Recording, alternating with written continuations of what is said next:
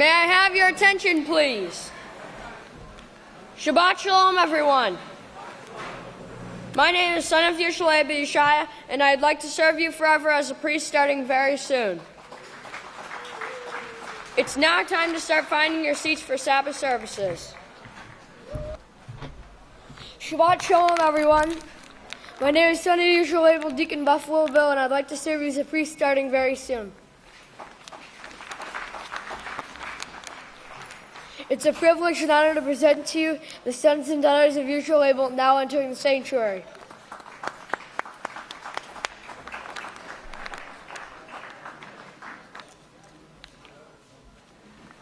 I now present one of the sons of Yisrayl, Benaiah.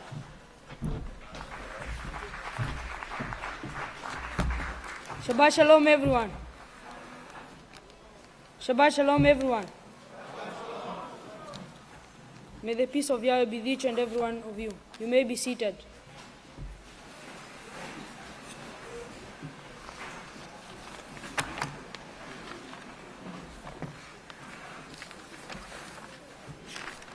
The title of my speech today will be like a picture. What is a picture? Or what is the definition of a picture? From the Webster's dictionary, it is to draw or to paint a picture of anything, or to describe very clearly in words, to form a mental image of something or someone.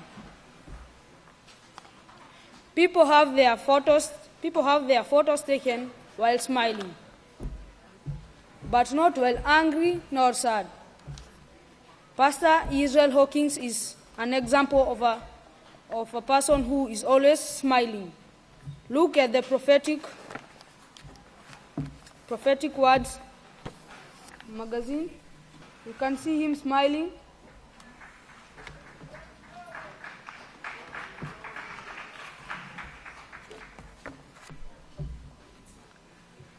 A picture never changes.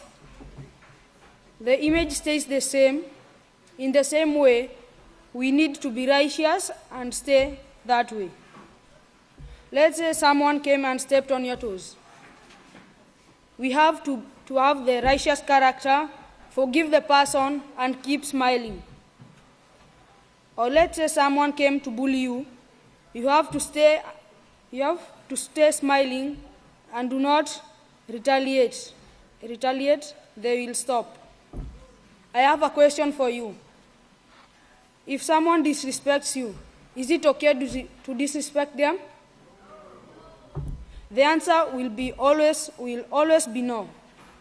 Pastor does not retaliate, and we should follow him. Turn to Exodus 23 verse 2 in page 63.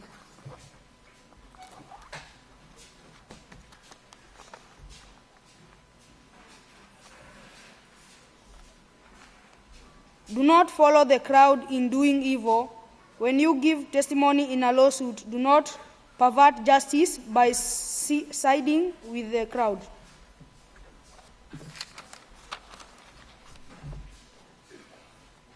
A picture will have the same image for 100 years. No matter what, we must be respectful.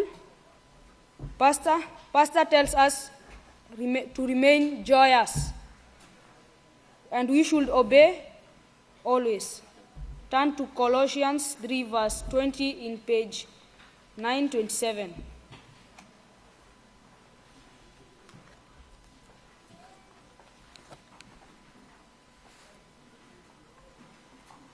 Children, obey your parents in all things, for this is well pleasing to Yahweh.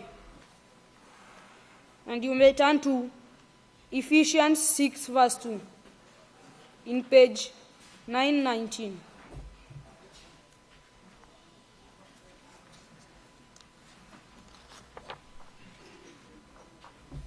Children, obey your parents in Yahweh, for this is right. Honor your father and mother, which is the first commandment with a promise. There is a difference there is a difference between these two pictures.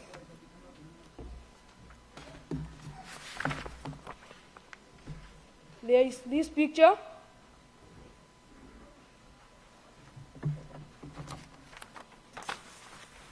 Pastor Israel Hawkins is smiling. He is self-controlled and neatly dressed. And there is another picture right here. An angry pastor without self-control who cannot afford a smile. He is teasing the audience. He is teasing the audience and he is touching him without permission. You can see he is trespassing.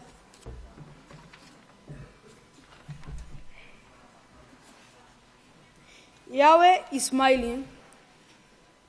Yahshua is always smiling. Pastor Israel Hawkins is always smiling. And the congregation is smiling. It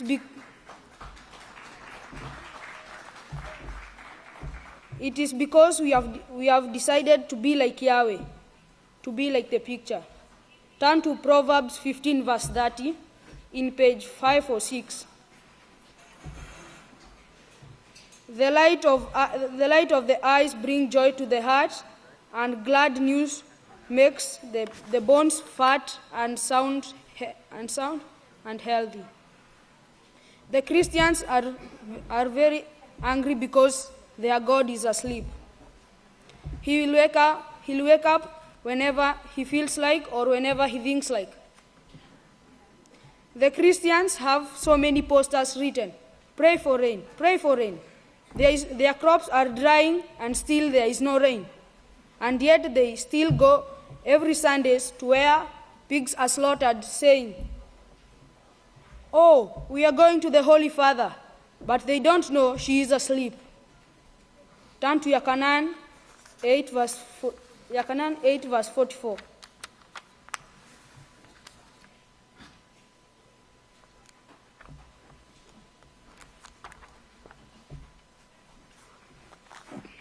You are of your teacher, who is Satan the devil, and whatever she who is your teacher desires, you will do. She was a murderer from the beginning and remained not into the truth, because there is no truth in her.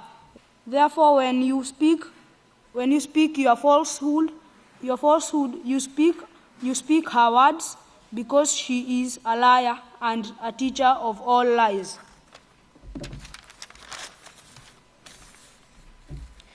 God and Jesus are very lazy and angry. But if they will just change and come to the house of Yahweh, they will be smiling. And with that, you may stand up.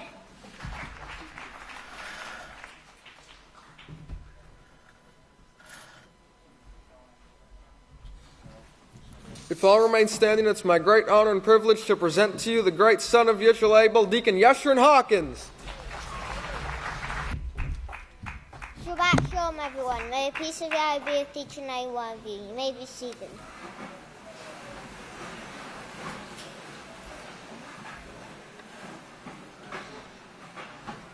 Today my title is The Righteous Will Rule. The scriptures show us that all these things will take place. Please turn to Matthew 24, verse 29 to 31 on page 753. And it says, "Immediately but after the terror of those days will the sun be darkened, and the moon will not give her light, and the stars will fall from heaven, and the powers of the heavens will be shaken.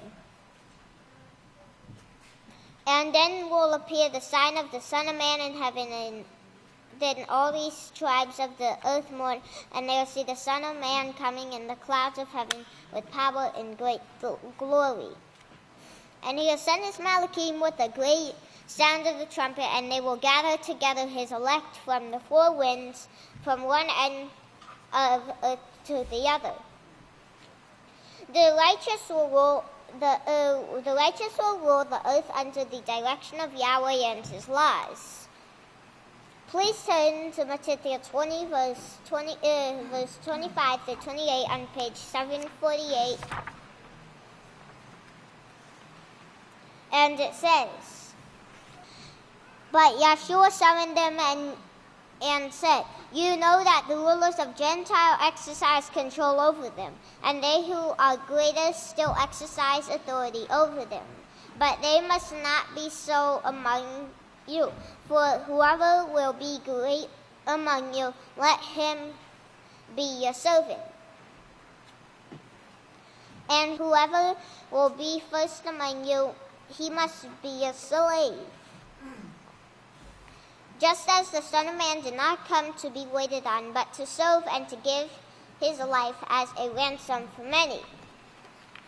There is no peace without Yahweh's laws of peace, joy, and love. A renewed world is coming. This renewed world that is coming will be filled with peace, joy, and abundant living. It will be filled with true love, which is the keeping of Yahweh's laws. This renewed world will be so beautiful, we cannot even imagine it. Please turn to Isaiah 65, verse 17. And it says, "For behold, I create new heavens and a new earth, and the former will not be remembered nor come into mind."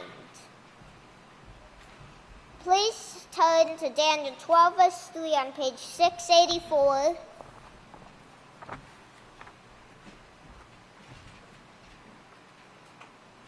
And it says, "And those who are wise will shine as the brightness of heavens, and those who turn many to righteousness as the stars forever." The righteous will be as bright as the heavens. We will teach people Yahweh's laws of peace. Please turn to Leviticus 7, verse 22 through 23.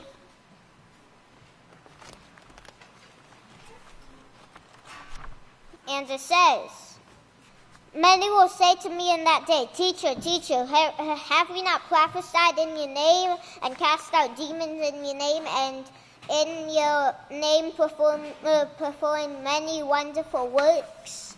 But then I will declare to them, 'I never knew you. Get away from me, you who practice iniquity, you who break the law of Yahweh.'"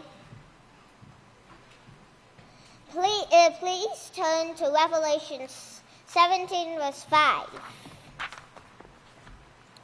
And it says, "And upon her head was a name written, Mystery Babylon the Great, the mother of harlots and the abominations of the earth." Yes, the Mystery Babylon will not rule. Daniel 7, please turn to Daniel 7, verse 24 through 27 on page 679.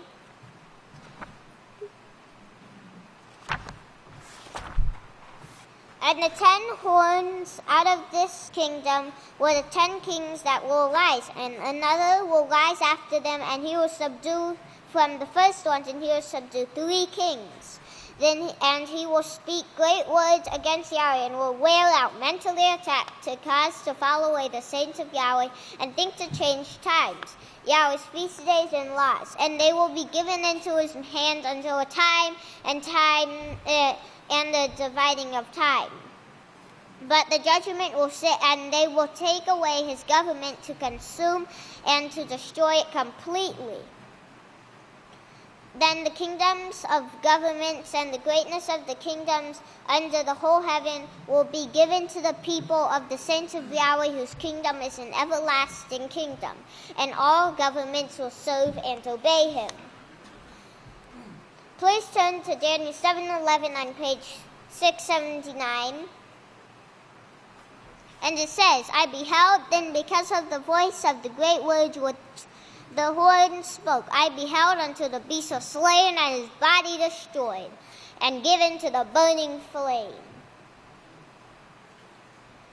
Please turn to Revelations 19, verse 7 through 9 on page 983.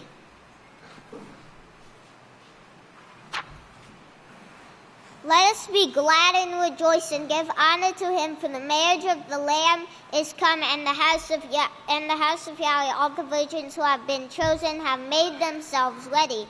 And to them was granted that they should be arrayed in fine linen, clean and white, for the fine linen is the righteous of the saints. And he said to me, Write, blessed are those who are called unto the marriage supper of the Lamb. And he said to me, These are the true sayings of Yahweh.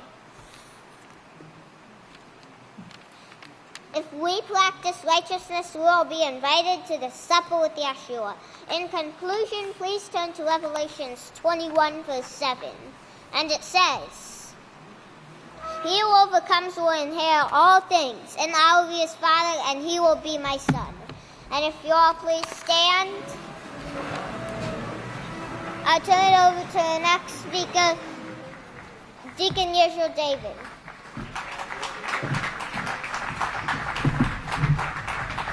Shalom, everyone. Please be seated. It's funny, Yeshurun just pretty much gave my speech, but I guess I'll go ahead and give it again. Anyway, I'm going to be speaking about the sons of Yahweh. If you remember, recently Pastor spoke about the sons of Yahweh and the Malachim who left their first estate, and what that first estate was, being the first position, the highest position that they were given. If you turn over to the book of Yada, chapter 1. Book of Yada only has one chapter. But verse 6, it says, And the Malachim who did not keep their first estate, speaking of the first position, the highest position, but left their own habitation, he has reserved in everlasting chains under darkness and until the judgment of the great day. So the Malachim left their first estate, meaning they left that position. They didn't qualify for it. They didn't do their job. They were offered the highest position, but they abused it. They destroyed the earth before mankind was put on it, if you remember. In the fourth book of Israel, the Reverence of Yahweh series, chapter 21, it's the Reverence of Yahweh number 14, dated 12/16/1989, on page 197. In verse 8, he says, Keep in mind what I keep telling you, that Yahweh has a special group. You are that special group of people. He tells you this over and over and over throughout the scriptures, but it's never been seen before. It's never been understood or brought out before. The apostles knew about it because they talked about it. The prophets before them knew it too. The patriarchs spoke of you as a people. The patriarchs, prophets, and apostles are included in this special group of people. They were of the first callings of Yahweh. Those who Yahweh calls his special treasure will always be special and have special honor bestowed upon them. I want you to understand this and understand why. So this first position that was given to the Malachim, or the sons of Yahweh, the original ones, they abused it, so Yahweh is giving it to us, to people who are full of flaws, full of problems, but he says, I will make you perfect, and I will allow you to have this first position. I will allow you to rule the universe and bring peace to the universe. He said, there's a reason for you being so special to Yahweh, along with Abraham, Isaac, Jacob, and all of the 144,000 priesthood that Yahweh's finishing up now. You are special to him, and you will be throughout all eternity. Yahweh himself gives us an example of how special you are to him. Remember how Abraham waited all of his life to have a son? You know, a righteous son that he could lead and guide? Look how old he was before he finally had a son. He was 100 years old, 99 to 100 years old. Can you imagine the joy in that man's heart when Sarah gave birth to a son when he was in his old age? This made this event so much more important to Abraham. He actually saw the significance in it. And Yahweh used that son to bring forth righteousness. Yahweh has waited longer than Abraham did. So he's using the comparison of Abraham and Yahweh, showing just how much Yahweh desired this family, just how much Yahweh wanted to bring forth righteousness to the universe. Yahweh finally sees his family developing. We're in the last days now when that family is going to be born. We are going to be born one day. In one day this is going to take place. Yahweh sees us now in the mother's womb, so to speak. And you remember the comparison the pastor's given before of the woman in childbirth, how the world is bringing forth this nuclear baby, or this sinful baby, and the house of Yahweh is also coming forth as the sons of Yahweh. So, and the labor pains are taking place, so to speak. We are very dear to him, and he tells us that over and over. So in these last days, we are offered the position of being the sons of Yahweh, but not the physical sons of Yahweh. We will be the family of Yahweh, but through obedience and righteousness. Yahshua, of course, was the first one who fully received this position. He fully received this position of being perfect and being the son of Yahweh. If you'll turn over to Matthew, chapter 17, and verse 5, this is a Yahweh saying, "Here's my beloved son." In verse 5, it says, "While he still spoke, behold, a bright cloud overshadowed them. Then behold, there was a voice out of the cloud which said, 'This is my beloved son, in whom I am well pleased. Listen to him.'" So Yahshua was the son of Yahweh. He was the firstborn. We call him the firstborn, who was led and perfected by the faith. And in the same way, we're being led and perfected by the faith, and that shows us that it's not, Yahshua wasn't some angel who was, begotten and was a pre-existing God. No, he was man. He was the son of Yosef and Miriam, and he was able, through the bloodline that was brought forth, the guarding of the bloodline, and the training that his father and mother gave him, he was able to overcome sin, to not sin, to resist the temptation to sin, and become perfect, just like we can. But he became the son of Yahweh because he developed Yahweh's character inside of him. That's why he was the firstborn of many brothers, or he is the firstborn of many brothers, because he was the first to be perfected. If you'll turn over to 1 Yochanan chapter 3, 1 Yochanan chapter 3 and verse 1, and it shows us that we are the sons of Yahweh. It says, "Behold," on page 965, "Behold, what manner of love the Father has bestowed upon us." Remember what Pastor said. Yahweh's been waiting for a long, long time to have this family, this son. Remember, behold, what manner of love the Father has bestowed upon us, that we should be called the sons of Yahweh. Therefore the world does not know us, because it did not know him, but we're the children of Yahweh. So we are the sons of Yahweh. If you'll turn over to Hebrews chapter 7. Hebrews chapter 7. Yahshua also talks about this son of Yahweh, the sons of Yahweh. Hebrews chapter 7 and verse 3. It's talking about Melchizedek here. Remember, Melchizedek was the one who trained Abraham. He was the priest to Abraham.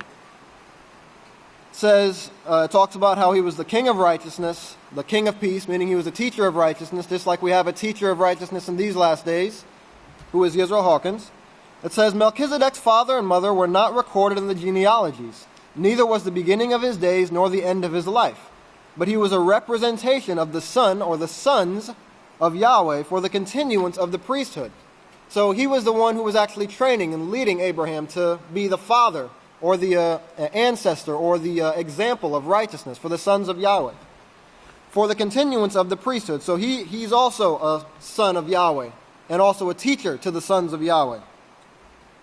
Now, if you remember the Pharisees and the Sadducees, which are, the ones who hold the ruling scepter at this time, so to speak, they believe that you have to be, of a certain bloodline. You have to be specifically, your father has to be a priest, or a Pharisee, or a Sadducee, or whatever, and that gives you the authority to become a priest, or to become the one that Yahweh has chosen.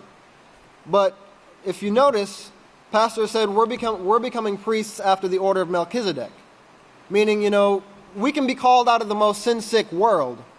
It doesn't matter if our father was a priest or if our mother was, part of the priestly family. No, we're being called out to become priests because of our tests and trials and the things that we overcome. And we know Yahweh is righteous because his laws bring peace, and we learn to love the laws. That's what makes us priestly material. So just like the order of Melchizedek, we're becoming priests. And let's look over to chapter 2 and verse 9. It says, "But we see Yahshua, who was also made a little lower than the Malachim," meaning he wasn't a Malach who, came to earth. He was also made a little lower than the Malachim, like Psalm says. All of us, human beings, are made a little lower than the Malachim at this time. But he was crowned with glory and honor because of his having suffered death, in order that he, through the love of Yahweh, might taste death for everyone. So he's the sin offering. He's the sacrifice that was brought for us. And if we repent and confess, we have that offering, that sacrifice. For it was fitting for him, on account of whom are all things, and through whom are all things, in bringing many sons to glory, which is us, those sons that he's bringing to glory, to lead the prince of their salvation to perfection through sufferings. Let's jump down to verse 15. Remember, Yahshua is that sacrifice, and he delivers those who through fear of death were all their lifetime subject to bondage. The world today, do they have any hope in Yahweh? No.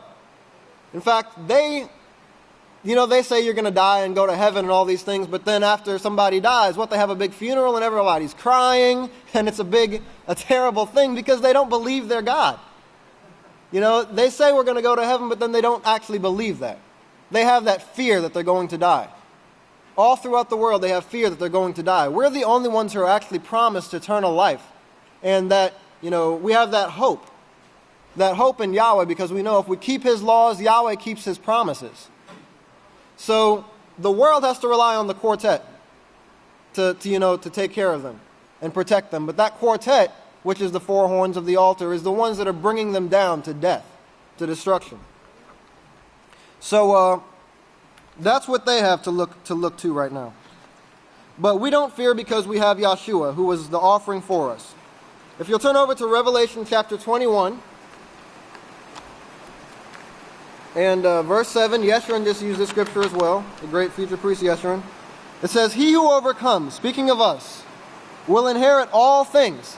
Remember, Yahweh said that our minds can't even comprehend right now what Yahweh has in store for us. Will inherit all things, and I will be his father, and he will be my son. The sons of Yahweh, that same position that was offered to the Malachim, that they rejected and refused, we're being offered that position, this little group that Yahweh has called out. But the fearful and unbelieving and the abominable, remember the world fears death. They don't believe Yahweh. They commit all these abominations that bring death. And murderers and whoremongers and sorcerers and worshippers of gods, which the whole world does, and all liars will have their part in the lake which burns with fire and brimstone, which is the second death. Now remember, Pastor said that Yahweh's not going to drag you to some lake burning with fire, and kicking and screaming. No, when you sin and you become a part of the world, you're going to die in the mess that the world brings upon themselves. This quartet in the world is bringing destruction upon themselves, which is going to burn them up. So the world is the ones who are in the lake burning with fire and brimstone, which is the second death. Now, in the book of Jeremiah, chapter 23, and verse 6 here, it says, in his days Yada will be saved, and Israel will dwell safely. And it speaks about the branch who is going to be leading the people here. Of course, pastor is that righteous branch. And this is the name that he will proclaim to them, Yahweh Tzidiknu, Yahweh our righteousness. Therefore, behold, the days come, says Yahweh, that they will no longer say, as surely as Yahweh lives, who brought the children up out of the land of Egypt, but they will say, as surely as Yahweh lives, who brought up and led the seed of the house of Israel out of the protected place. Now, what is that speaking of? That's speaking of us in this time period. Yahweh has led and brought us up out of the protected place in the midst of a world who's, killing themselves, who's destroying themselves. They're dying of diseases and all kind of other things. And from the countries where I had driven them, and they will dwell in their own land. Now, pastor says in this same sermon, and this was in 1989, he's bringing this stuff out. So that's amazing that the same stuff he's bringing out now, he's brought out in several places before. But he says, you have to understand that your blessings are greater, brethren, because you have had so much more to overcome than the people who are going to come after the millennium is over, and they're going to have to overcome. And that's why they're going to be the ones saying, blessed is Yahweh who brought this huge group out of the protected place. Not Moshe, who was in history, but we're going to be the bigger story at that time. They're going to be able to see the work you've done and what Yahweh has done. There will be no doubts about it then. They will have two periods of history to go by. The time when Satan was in control, and then the time when Yahweh was in control. You only have one to go by right now, the one Satan has controlled for these 6,000 years. But they're going to actually see, when the sons of Yahweh were controlling the earth, there was peace and joy. And they're actually going to be able to look at those two and compare and choose, I want righteousness. Praise Yahweh. It says, no, we don't have Yahweh Shema sitting here on earth at this time to look at. We don't have the saints who have been promised that kingdom because they overcame, to physically look upon for help. So it's offered to us if we overcome. And they, the ones that we're leading afterwards, will have us to look at and say, these people were able to overcome. That's what makes the difference between our reward and the reward of those who will come later. Because we're actually going to have overcome at that time. It says the sons of Yahweh are going to fulfill this, and we are going to bring peace to this world. The others could have done that if they hadn't rejected the laws of Yahweh. Speaking of the ones who Yahweh gave the position first. They could have done that, but they rejected the laws of Yahweh.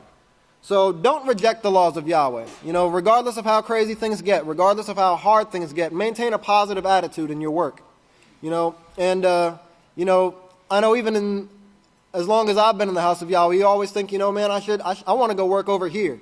Because over here is going to be better. It has this person, it has this going on. And then you get there, and what are there? The same tests and trials that you were going in the old place, you're going through here. Why? Because you have things that you need to work on in your mind. Yahweh's not going to let you run away scot-free. You still have to overcome those same things. So even if you go work over here, you're going to have to go work with these same things and these same problems. So don't run away from your tests and trials. Okay? Take them like a man. Remember what Yahweh told Job? Take them like a man, stand up and overcome these things.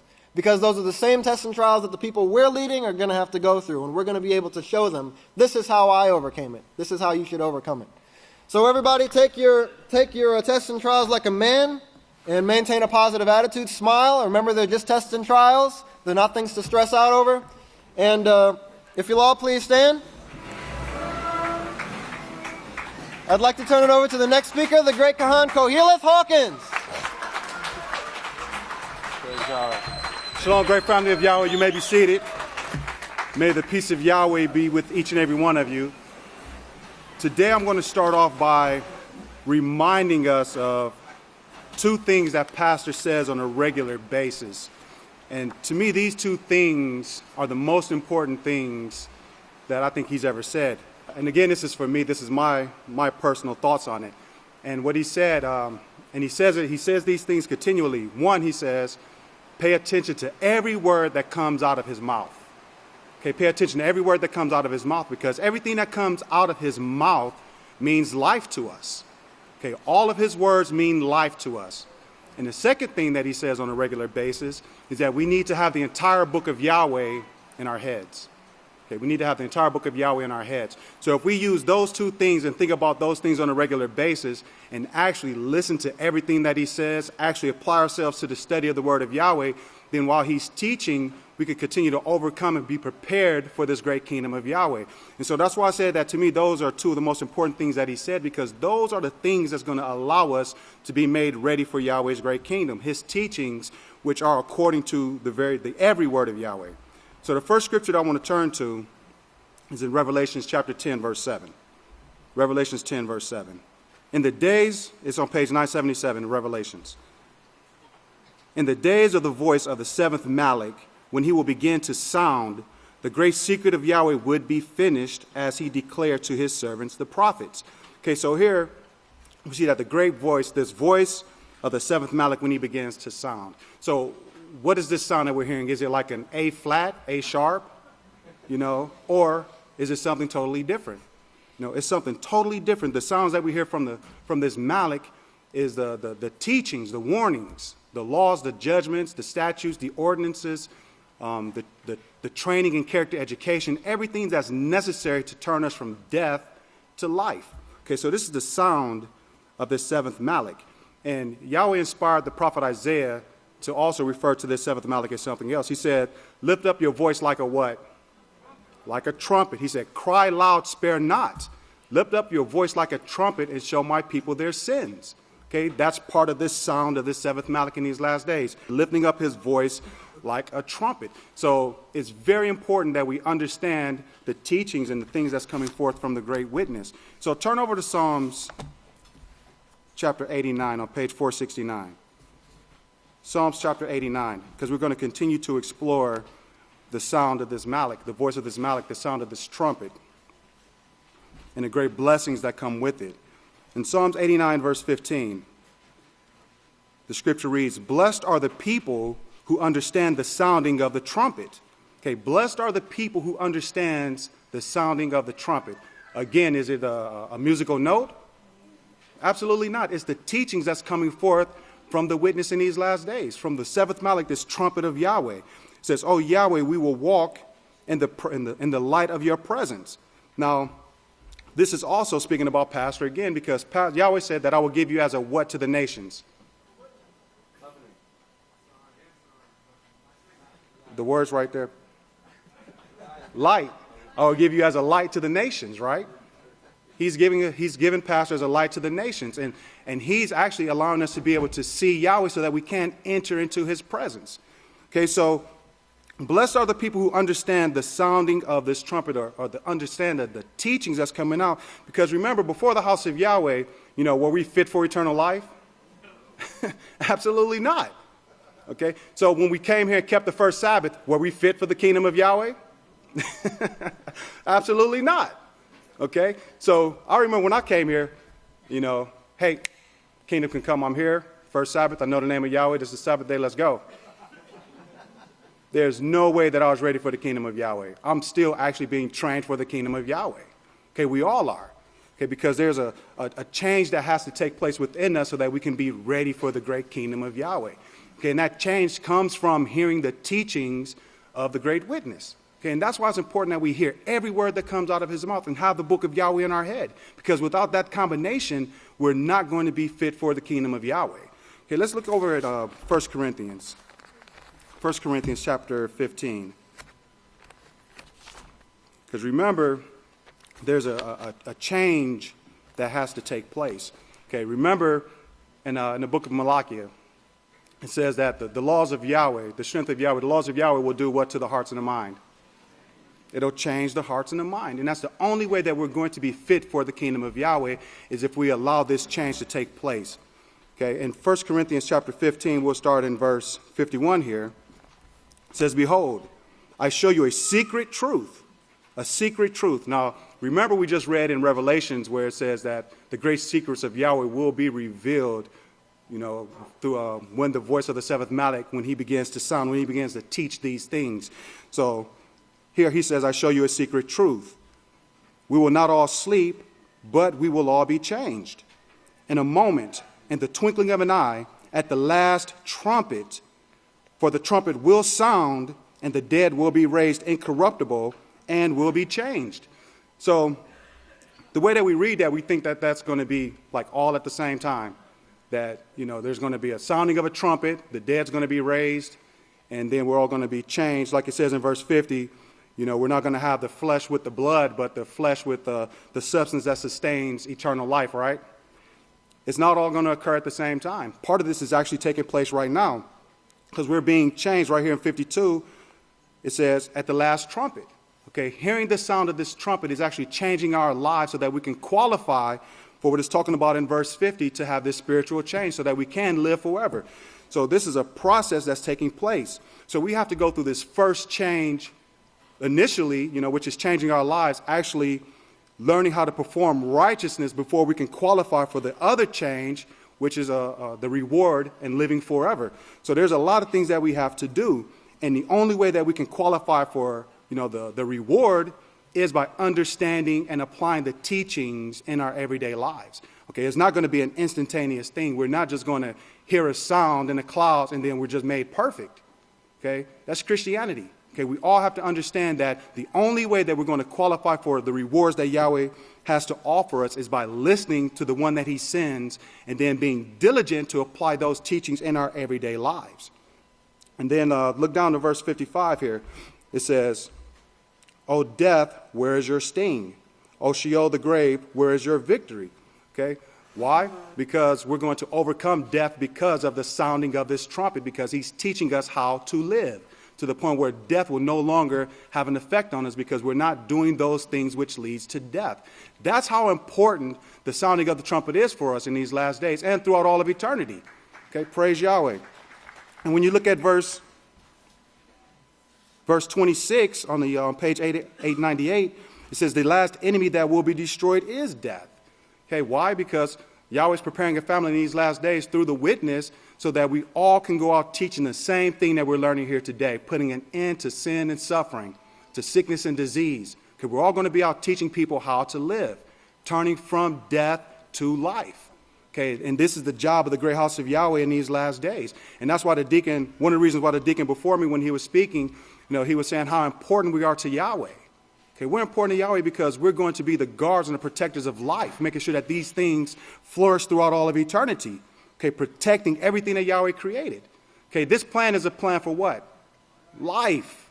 Okay, this plan is a plan for life. And we're a part of Yahweh's plan for life. Because Yahweh has care and concern for everything that he's created. And he's actually going to turn that over to us to guard and to protect it. Okay, he's not just going to give it to anyone. We have to be very diligent and to prove to Yahweh that he can trust us. And that's what we're doing in these last days, proving to Yahweh that he can trust us with his most prized possession, which is life. Okay, life. Continuing on here, actually I want to go over to Romans.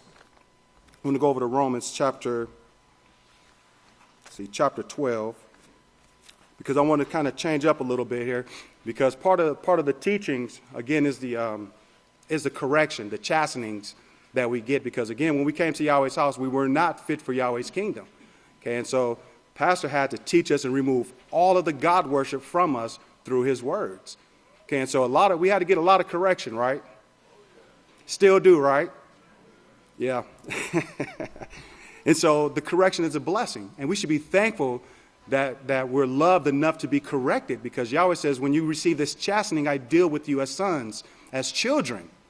Okay? A father who doesn't love his children won't say anything to him. We will not correct them. But Yahweh loves us, so we're constantly corrected to turn us from death. Okay, remember in the book of Job, it says that Yahweh does things twice, even 3 times for a man to turn them from Sheol, the grave, where he's going. So when we're corrected, we shouldn't argue with the ones who's trying to save our lives. Okay, we should say, hey, thank you. Because Yahweh's house is helping us to find eternal life. Praise Yahweh. Here in Romans, I want to read these couple scriptures here because I want to set it up because we want to talk about Cain and Abel for a minute. Chapter 15, verse 16. That I might become a minister of Yahshua Messiah to the Gentiles, which with the priestly duty of proclaiming the message of Yahweh, so that the Gentiles might become an offering acceptable to Yahweh, sanctified by Spirit, holy. Okay, I want to read that one more time. Okay, that I might become a minister of Yahshua Messiah to the Gentiles with the priestly duty of proclaiming the message of Yahweh, so that the Gentiles might become an offering acceptable to Yahweh, sanctified by Spirit, holy. So here, this man's duty, his priestly duty, was to teach the message of Yahweh so that the people could be prepared to enter into the kingdom of Yahweh. And that was Shaul's duty at that time. And now look at Romans chapter 10.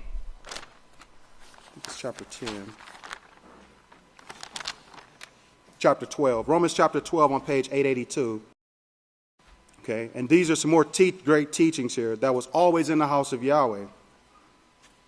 Therefore, I appeal to you, this is 12 verse 1. Therefore, I appeal to you, brothers, by the mercies of Yahweh, that you present your bodies as living sacrifices, holy and acceptable to Yahweh, which is your reasonable service.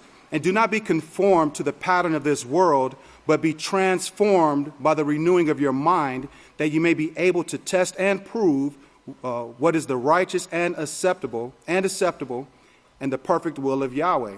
Now, the word transformed is also change, to change. Okay, so here's the teachings here saying, look, don't do what you were taught when you were part of this world, but change. Okay, listen to the one sent and change the way that you think and act. Take on this righteous character so that you can be acceptable in the house of Yahweh.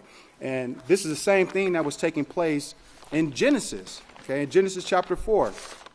Okay, now Abel, the scripture says that Abel presented his offering to Yahweh and it was acceptable, right? Now we just saw in the scriptures where it says that the priestly duty is to preach the message of Yahweh so that the people can be an acceptable offering to Yahweh. Okay, so this is what Abel was doing. Abel was preparing people at the house of Yahweh to be acceptable unto Yahweh. And Cain didn't do that. Cain's his offering wasn't acceptable. So obviously he wasn't teaching the way of Yahweh. And so when the correction came, when the chastening came, when Abel said to him, Cain, what you're doing isn't right. Okay? If you do righteousness, you will be accepted. You know what else he said to Cain? You need to ask at Abel. Okay? Ask at Abel, Cain. Praise Yahweh. You need to ask at Abel, and then you will learn what you need to do in order to be accepted by Yahweh. You can't do your own thing. Okay? Is this not the teaching of the house of Yahweh? Has it not been said, ask at Abel? Okay? It's always been the teaching. You have to ask at the house of Yahweh in order to be prepared to enter into the kingdom of Yahweh. Okay, but did Cain accept that correction? No. Not only did Cain murder his brother, he murdered a priest of Yahweh. Okay? He murdered a priest of Yahweh because he did not want to be corrected. Okay? Serious offense. Murder itself is serious, but he murdered his brother. He murdered a priest of Yahweh. Okay? Because he didn't want to change his life. Yahweh set certain judgments against Cain because of what he did. Cain became a fugitive and a vagabond. Okay? A fugitive is a person that's running from the law. Okay? A person that's running from the law. And this is what Cain did. He ran from the laws of Yahweh. He sought to establish his own righteousness, his own peace. A vagabond is someone that's always searching for something. And so before we came to the house of Yahweh, we were all fugitives and vagabonds, searching for peace, establishing our own righteousness, thinking we were going to get into the kingdom of Yahweh based on who we were, based on what we were taught, but we were wrong. Okay? Fugitives and vagabonds. Remember, Cain was always searching. The scripture says you are always learning, but never able to come to the full knowledge of the truth. What's the truth, great family of Yahweh? Laws of Yahweh. So you can't run from the laws of Yahweh and think that you're going to have peace. Okay, but this is what the whole world is doing right now, running from the laws of Yahweh, trying to establish their own peace. Great family, I want to encourage you to continue to put your trust in the great witness, continue to be focused on the things that we're learning, pay attention and understand all of the teachings so that we can have a place in Yahweh's eternal administration. May Yahweh bless your understanding. If you'll all please stand, I'll turn it over to the great Kohan, Ilya Hawkins. Praise God. Shabbat Shalom, everyone. You may all be seated. Well, looking around in our world today, Matthew 24, I would keep rehearsing that scripture, that chapter, keep reading it, because we can see it coming to pass before our very eyes. It's how many ways could this world kill itself? And they're picking so many to choose from, so many ways to go. It starts off, of course, California. Pastor brought out last week how they're in drought, and they are still in drought. They're having floods, they're having mudslides, and they're still in drought. There is a destruction going on in that state with the rains that they're saying has never been seen before. Literally, when the rain comes, they need the rain, but the soil cannot handle it. It can't use it. It can't properly absorb it like it should be able to, and all of this is due to drought. So the very thing they need is helping to destroy the state itself.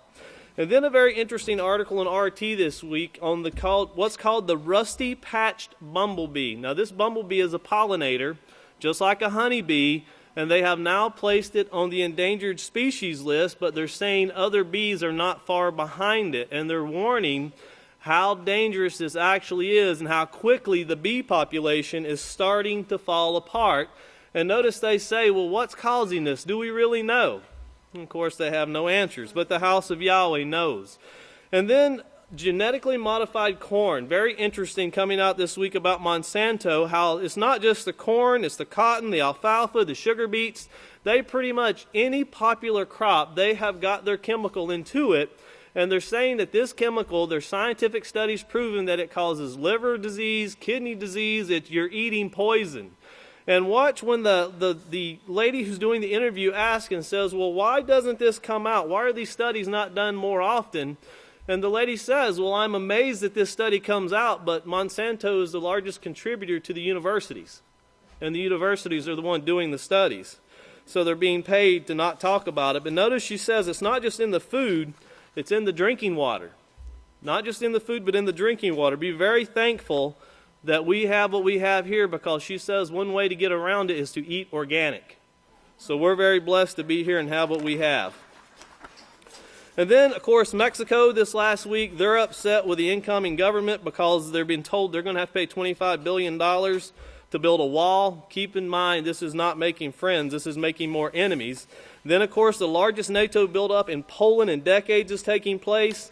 there's a peace activist they're interviewing, and he talks and he says there is no peaceful solution being used in Europe. There is no peaceful solution being used in Europe. And of course, he says they need to disarm. They need to put these weapons down. And you can see with what this man's saying, Yahweh is slowly calling out this 2 billion people. They're ready to hear a message. They just don't have what it takes yet. That alarm hasn't went off, but there's plenty of people that they'll be there to teach if we train to teach them, and it will be there for us to do. And then the UN this week. Now this is very important because this is building up to the peace conference that's to take place tomorrow in Paris. The UN, of course, the new Secretary General is saying that we need to have less war. We need to have more peace. We need to usher in this peace. Now, he's not saying that you don't need to do what we tell you to do, because if you don't, we're going to go to war. By saying less war, it's saying people need to do what they're told to do quickly, and maybe we can force them through sanctions, but they're not going to stop war because they still have their agenda they're working toward. And remember, they're 1/4 of that quartet. Well, speaking of two others, the United States and also Russia, they're laying groundwork for war. And even they're saying the media is helping to lay this groundwork for war. And notice the one man as he's speaking, he says, listen, this is all about profit for military expenditures. They're making money off military weapons, and they're to the point now to make this money, they're ready and willing to go to war. It's not a problem. They're willing to do it. And once they make that commitment, you're just waiting for someone to actually push the button, so to speak, to get it going. And of course, NATO buildup creates World War III tensions in Poland. And one man, I think he says it best, the news reporter says, if you poke a dog enough, it's going to bite back. Do they not expect this dog, speaking of Russia, to bite back? They're going to bite back.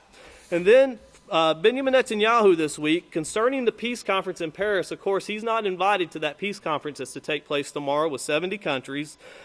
He actually says that this peace conference is rigged. And I want to read to you something. You'll see the article, but I want to read to you what he's referring back to. It's very important.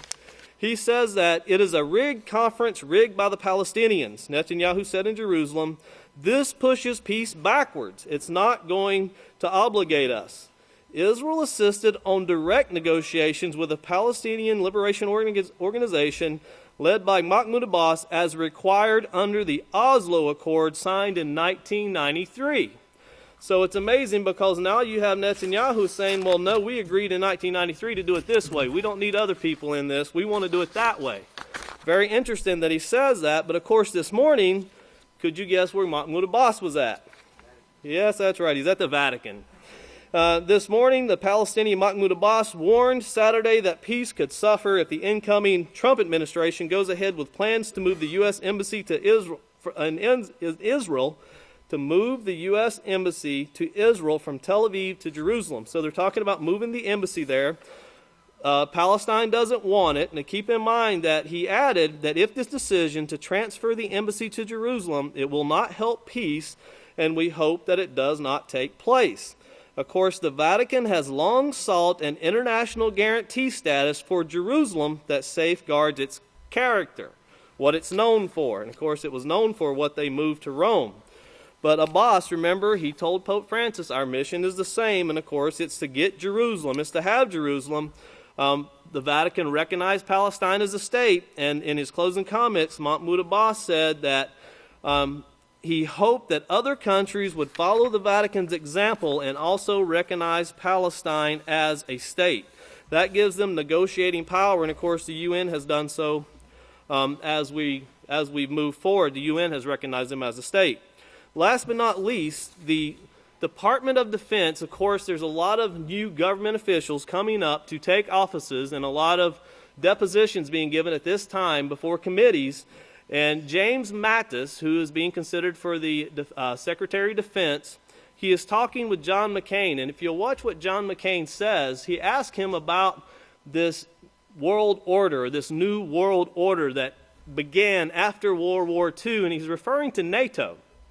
And he says that we need to put Russia down and China down if we need to keep this world order moving forward. And watch what the man who's a retired general, that he referred to him as Mad Dog, used to be his nickname, watch what he says, that we need to do so. If we could go ahead and please play the news at this time.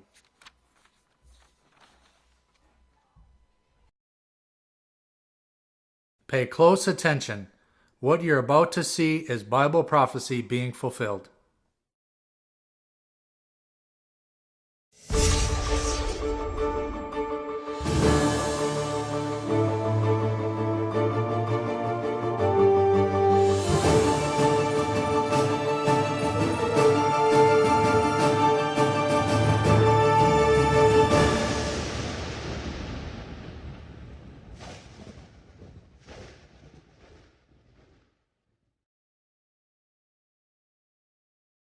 Welcome to another edition of YPN News, bringing you news as it relates to Bible prophecy and foretold by Yisrayl Hawkins. Well, we've got more extreme weather in the forecast, so to speak, war games, and warnings of war from one nation to another.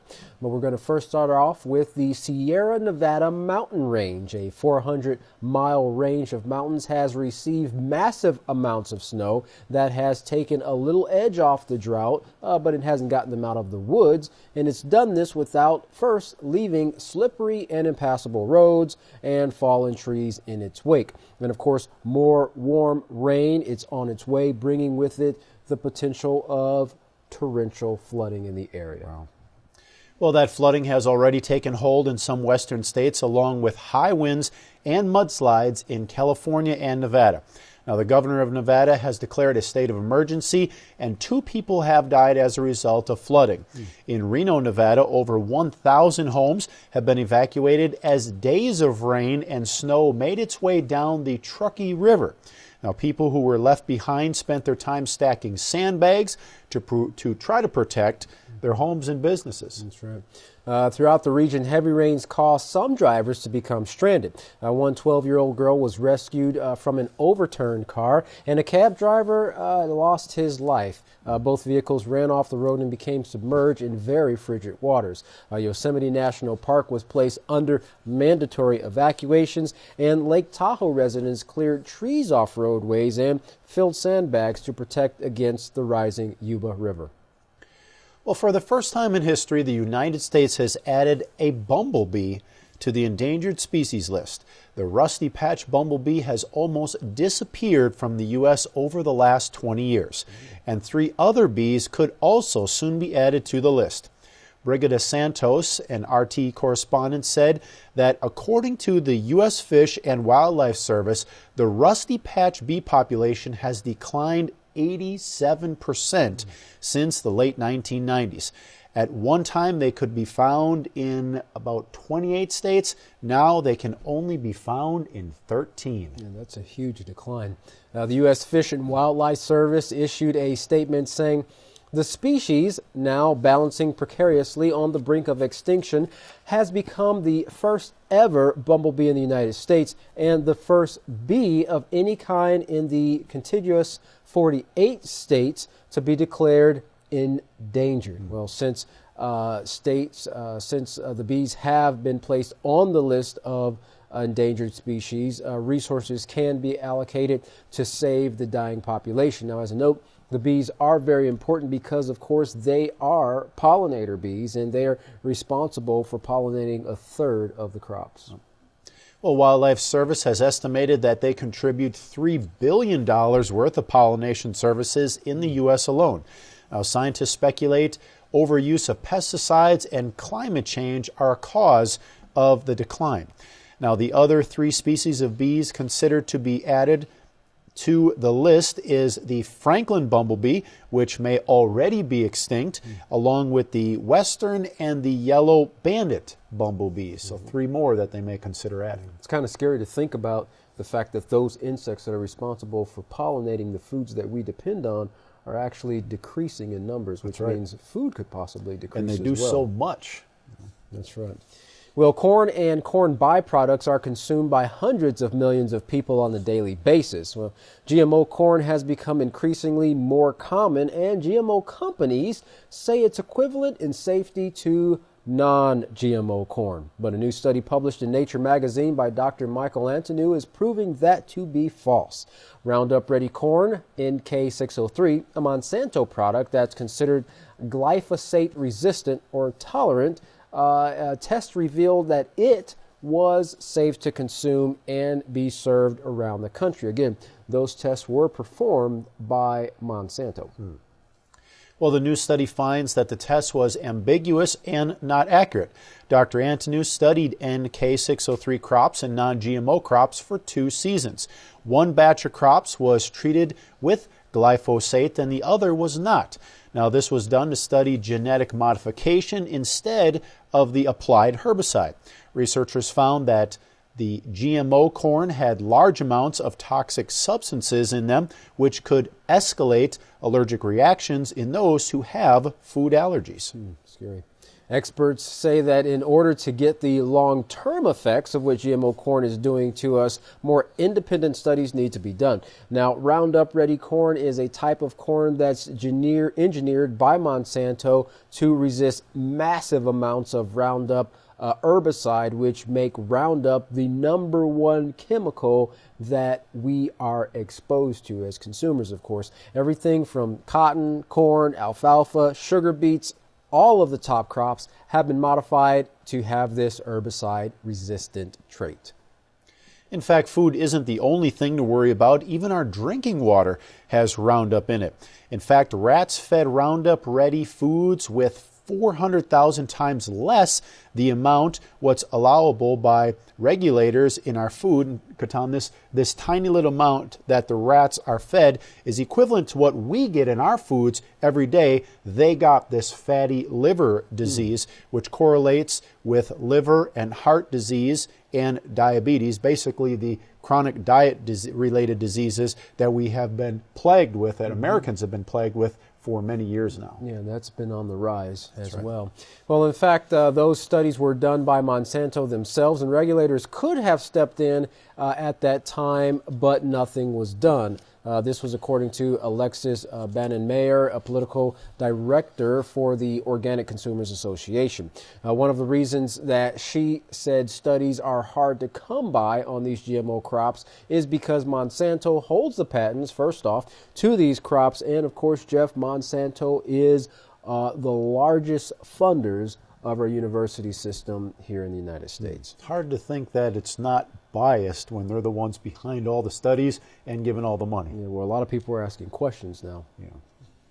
Well, as a note, in case you're wondering, corn is in virtually everything we eat, from multi-ingredient foods to meats. So in order to ensure some level of safety for you and your family, you have to look for non-GMO project verified or organic foods.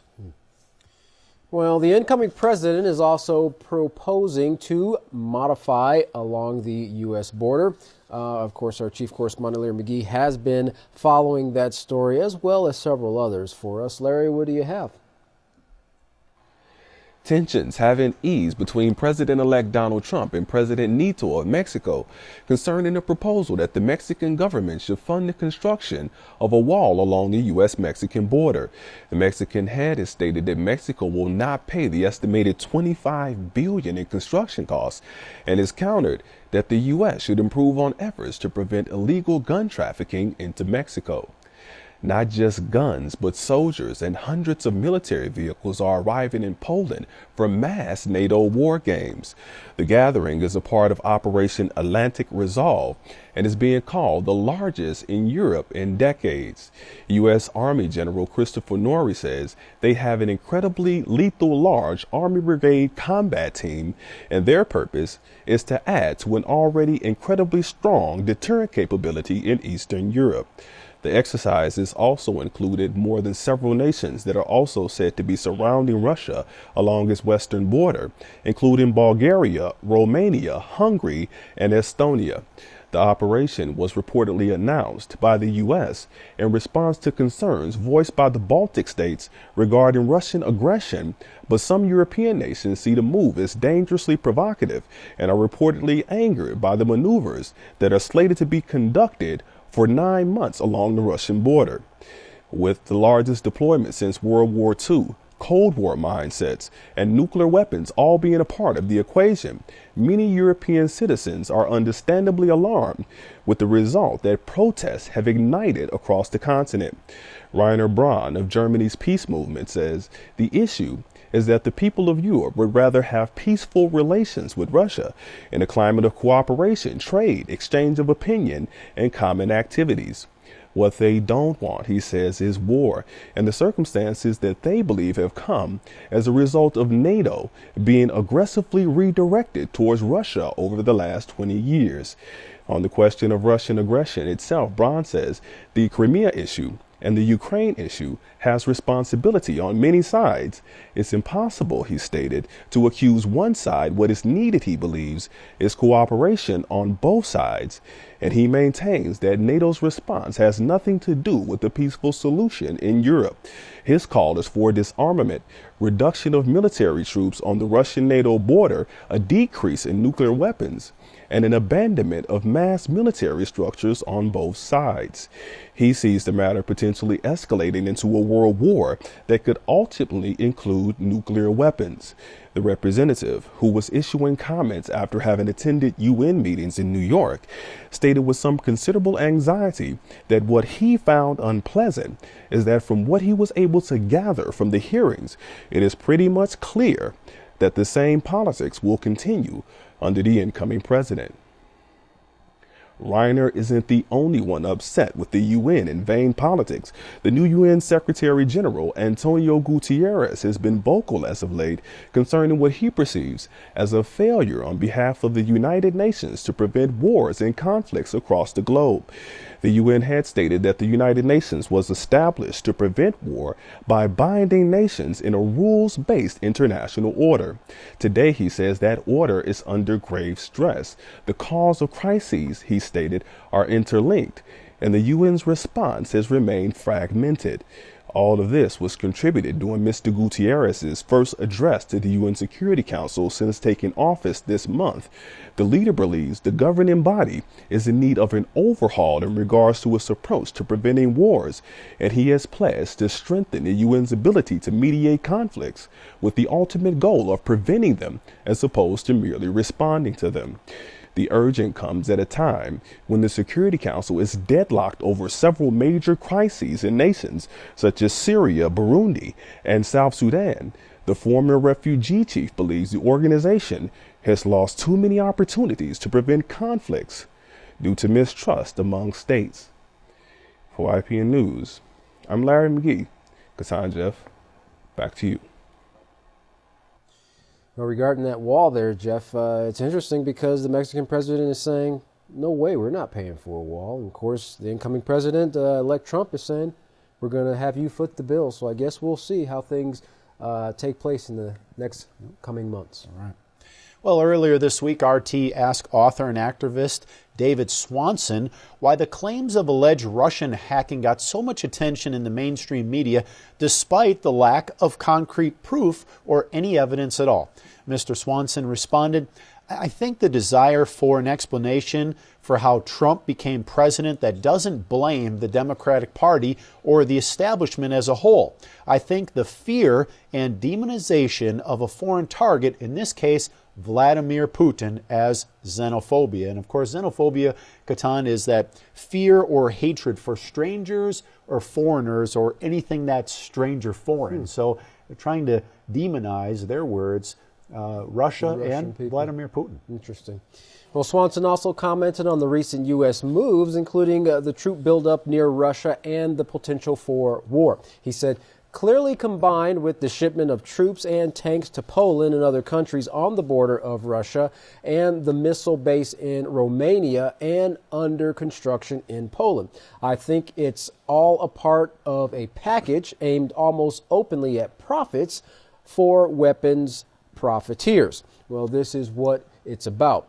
Some of these people are willing, he said, to risk nuclear war. Wow, now that's a scary thought. It really is, very scary. Well, Russia is not the only country that the United States has managed to irritate lately. China has also expressed its frustrations with recent comments made by Secretary of State nominee Rex Tillerson over the Chinese man-made islands in the South China Sea. Now, at his confirmation hearing, Tillerson said, we're going to have to send China a clear signal that first, the island building stops, And second, your access to those islands is also not going to be allowed. Ooh, sounds almost like fighting words right there. Well, the Chinese has fired back as a government-run Chinese newspaper and now warning of a possible war with the U.S. over the man-made islands. The Chinese newspaper Global Times said, quote, unless Washington plans to wage a large-scale war in the South China Sea, then trying to block China's access to the islands would be, quote, foolish. This is what the Chinese are saying. The article continued saying Tillerson had better bone up on nuclear power strategies if he wants to force a big nuclear power, referring to China itself, to withdraw from its own territories. Well, how could the U.S. deny China access to those islands? Gregory Poling with the Center of Strategic and International Studies explained to CNN that the U.S. would have to start with a naval blockade. But that wouldn't be all, as China has air capabilities as well. And with 4 different airstrips and enough hangar space for a full line of fighter aircraft, they would have to consider China's Air Force. And this is out there on those man-made islands. They're pretty built up right now. Yeah, we reported on that not too long ago. However, that's not all. Satellite imagery shows these islands are equipped with advanced air defense and anti-missile systems, as well as anti-aircraft guns. Since these statements from China were made, Pentagon officials have been calling on China to reduce tensions. Analysts are also worried about escalation, with the biggest fear being an accidental conflict. Well, with all the world powers being under such tense relations these days, there are many people in Europe worried and even fearful that we are facing World War III. But what is the cause for all the tension? Well, one former U.S. State Department official, Matthew Howe, told RT in an interview the answer is American politics. Mr. Howe resigned from his post as the State Department at the State Department, in protest over U.S. strategic policy and goals in Afghanistan in September of 2009. He is currently a senior fellow at the Center for International Policy and promotes Veterans for Peace, an international group whose mission is to build a culture of peace through awareness and education. The group informs the public of the true cause of war and the enormous cost of wars. Well, when asked why World War III seems to be looming on the horizon, Howe quickly stated the desire for politicians in the United States to have this enemy, Russia, again. And this comes from a variety of factors. This comes from our excessive military budget. We spend more, he said, on the United States military than the next 10 countries in the world combined. We have troops in about 130 countries around the world, and we have 800 bases overseas. Oh, that's amazing. Howe pointed out that making this enemy out of Russia is just another way of breeding fear in society and making them feel there is a need for a strong military presence overseas. But as RT News anchor Kevin Owen pointed out, you can only poke the dog so often, and it's going to snap back at some point. And that's what everybody's worried about, this some type of accident taking place or somebody saying the wrong thing, and before you know it, all-out war. That's right. Well, Howe explained the focus of the United States government isn't on the ultimate end result of an all-out war. He said it's about keeping the status quo going. Keep the empire alight, he said. You've got to justify these $600 to $700 billion a year defense budgets in the United States. You got to have the Democrats looking as tough as Republicans on foreign policy. He continued, you've got to distract the American people from all the problems we have here at home in the United States. And so, time and again, go through the history of the world. The best way for a government to keep its people focused on something rather than its own problems is to create an enemy abroad. Well, no doubt Benjamin Netanyahu doesn't have very far to go to find his enemies. The Israeli Prime Minister recently condemned the peace conference to be held on January 15th in Paris. Netanyahu told the press there are other such efforts that render peace hopeless, and one of them is the Paris conference. It's a rigged conference, he said, rigged by the Palestinians with French auspices to adopt international anti-Israel stances. Interesting. According to Reuters, the objective of the conference is to reaffirm the international community's collective commitment to a two-state settlement of the Israeli-Palestinian conflict. Netanyahu was adamant the conference would only make things worse, saying, "This pushes peace backwards. It's not going to obligate us. It's a relic of the past. It's last gasp of the past before the future sets in." And of course, future he's also talking about is reference to the President-elect of the United States, Donald Trump. That's right. Well, our final report takes us to the confirmation hearing for James Mattis. Now, last week he testified before the Senate Armed Services Committee to become the new Defense Secretary under President-elect Donald Trump. In this clip from the hearing, the chairman, Senator John McCain, questioned Mattis to see what his position was concerning the current relationships with President Putin, Russia as a whole, and the Chinese government. Let's take a listen. I've watched three presidents commit themselves to a new relationship with Vladimir Putin. All three have been an abysmal failure. Should we ignore the lessons of history in our relationship with Vladimir Putin, and what should we be doing? Chairman, history is not a straitjacket, but I've never found a better guide for the way ahead than studying the history. Since Yalta, we have a long list of times that we've tried to engage positively with Russia. We have a relatively short list of successes in that regard. And I think right now the most important thing is that we recognize the reality of what we deal with Mr. Putin, and we recognize that he is trying to break the North Atlantic Alliance, and we recognize that he is trying to break the North Atlantic Alliance, and we recognize that he is trying to break the North Atlantic Alliance, and that we take the steps, the integrated steps, diplomatic, economic, military, and the alliance steps, the working with our allies to defend ourselves where we must. As we are all aware that following World War II, a world order was established. A world order was established. A world order was established, which has held for basically the last 70 years. Held for basically the last 70 years. A world order was established. Held for basically the last 70 years. Do you believe that that world order is now under more strain than it's ever been? I think it's under the biggest attack since World War II, sir, and that's from Russia, from terrorist groups, and with what China is doing in the South China Sea. Well, I guess they want somebody in there that's definitely going to be along their line of thinking. That's right. Well, certain leaders of this world have been pushing this new world order for quite some time.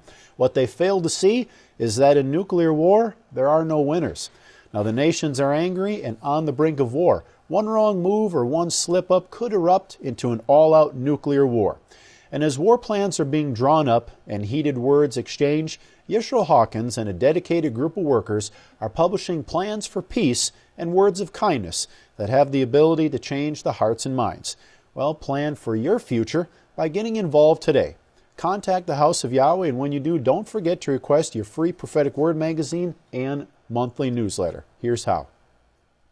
You can contact the House of Yahweh by writing them at the House of Yahweh, P.O. Box 2498, Abilene, Texas 79604, or call them at 1-800-613-9494, or visit them on any of their websites at www.yahweh.com, www.yisraelhawkins.com, www.yahwehsbranch.com. You can also visit us on our website at www.ypnnews.com. You can also email the House of Yahweh at info@yahweh.com. And for all calls outside the United States, please dial the number on your screen. And don't forget about the best study resource to the Holy Scriptures, the Yisrayl Says program, which can be found at www.yisraelsays.com. Well, get ready to stand and cheer. Up next is Yisrayl Hawkins. For all of us here at YPN News, I'm Jeffrey Heimerman. And I'm Katan Alexander. Thanks for watching.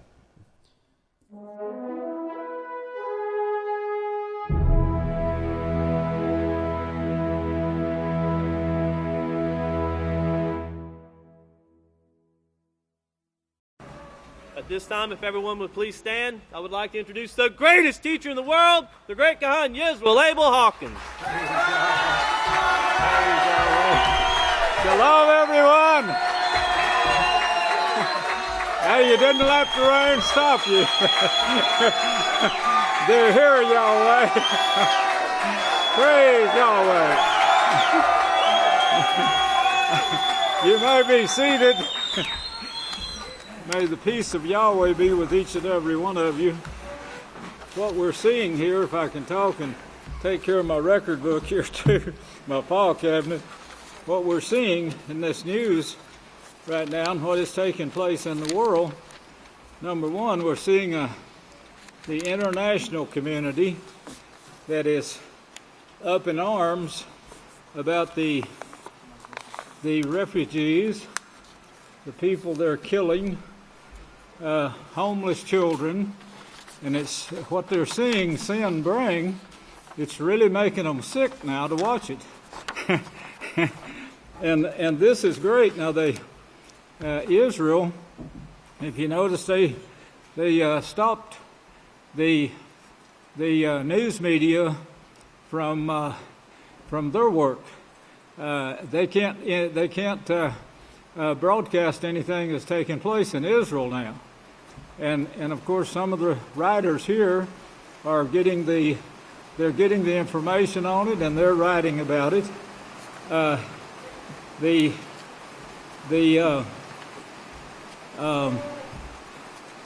see if I can find that.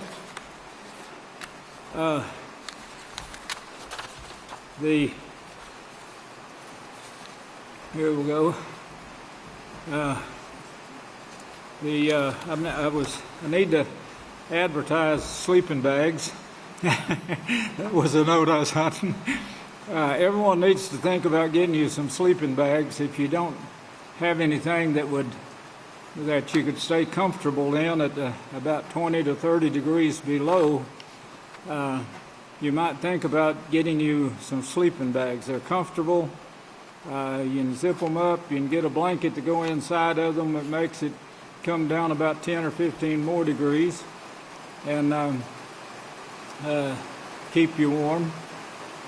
The resolution 2334, I wanted to get work several weeks ago on this, but somehow or another it got lost or pushed aside, but I got everyone back to working on it again, and you might write this down, this number. Anytime you see 34, you can almost rest assured it's talking about our generation. And even if it's got numbers in front of it, you need, I told the elders this morning, they need to divide these two. Look up 2334, yes, in Strong's, but divide them, 23 and 34. You'll see both of them are talking about the same thing. This number 23, it actually means father of gathering. What you're going to see in what I want to show you in pictures this morning, and much more is going to be brought on it either next Sabbath or the Sabbath after that, depending on what I can cover today. But I have others that are working on these, and I'd like for everyone to. But it actually, this 23 means father of gathering, which I hope to get into in the scriptures. Prophecy is my thing, and I want others to bring forth the numbers and the meaning of them. That's necessary too, because it gives some details of these prophecies. This number 23, it means father, as does 2334. The 23 means father of gathering. It comes from number 1 and number 622. Number 1 means father. Number 2 means gathering. And if you tie that gathering, remember these words and tie them, it should make you think of scriptures. this gathering, you should automatically think of the great gathering that Yahweh's that is taking place right now, due to satellites. Satellites. That was invented, by the way, in 1934. The telephone. Now, last week, I'm standing here in Texas, and I told a certain person, get me something. I'm going to tell her again right now, get me an update, Rebecca. Now, I want you to get this and understand it, because this is what Yahweh has the technology of. I'm standing here in Texas. They're watching me 3 or 4 states from here and taking an order from me. Isn't that amazing? Well, of course, you understand it because you were brought up with it. They didn't have it when I was born, but they started the inventions at that time with the increase in knowledge that Yahweh himself had predicted. Get what a miracle that is. It wasn't made in 1934. We didn't have televisions, telephones. We didn't even have running water, except the water that we ran to get, of course, out of a well. But in 34, all of this started. They got the knowledge and they started bringing forth these products in 1934. Television, yes, that was, and the gematria for, I call it gematria because I'm from Oklahoma. I pronounce my A's. Other peoples make an O out of A. That's the reason I say gematria. They say gematria. Well, there's songs to that. The person that wrote the song about that was from Oklahoma, by the way. Some say potato, others say potato. Remember that song, anyone? No, I know the only one. Oh, okay. Anyway, the gematria is very important for this, and it gives you the number and the meanings of these statements. And I gave a list of them to people to start getting them, and some of them have come back. One of them is a satellite, the other telephones, television. All of that came forth in 1934. We have it's a matter of history. Now, this gathering together, that is Yahweh's gathering, it means to restore, together, to assemble, like we're assembled here today. Then it has the word reward, meaning that the rewards was shut off, and now they're coming again. The prophet Jeremiah used that in a different way, and Zechariah also, and says before those days it was sealed, it was shut off, the book of Yahweh disappeared for 1,500 years. But now it means reward. In other words, Yahweh the Father is bringing it back. Gather,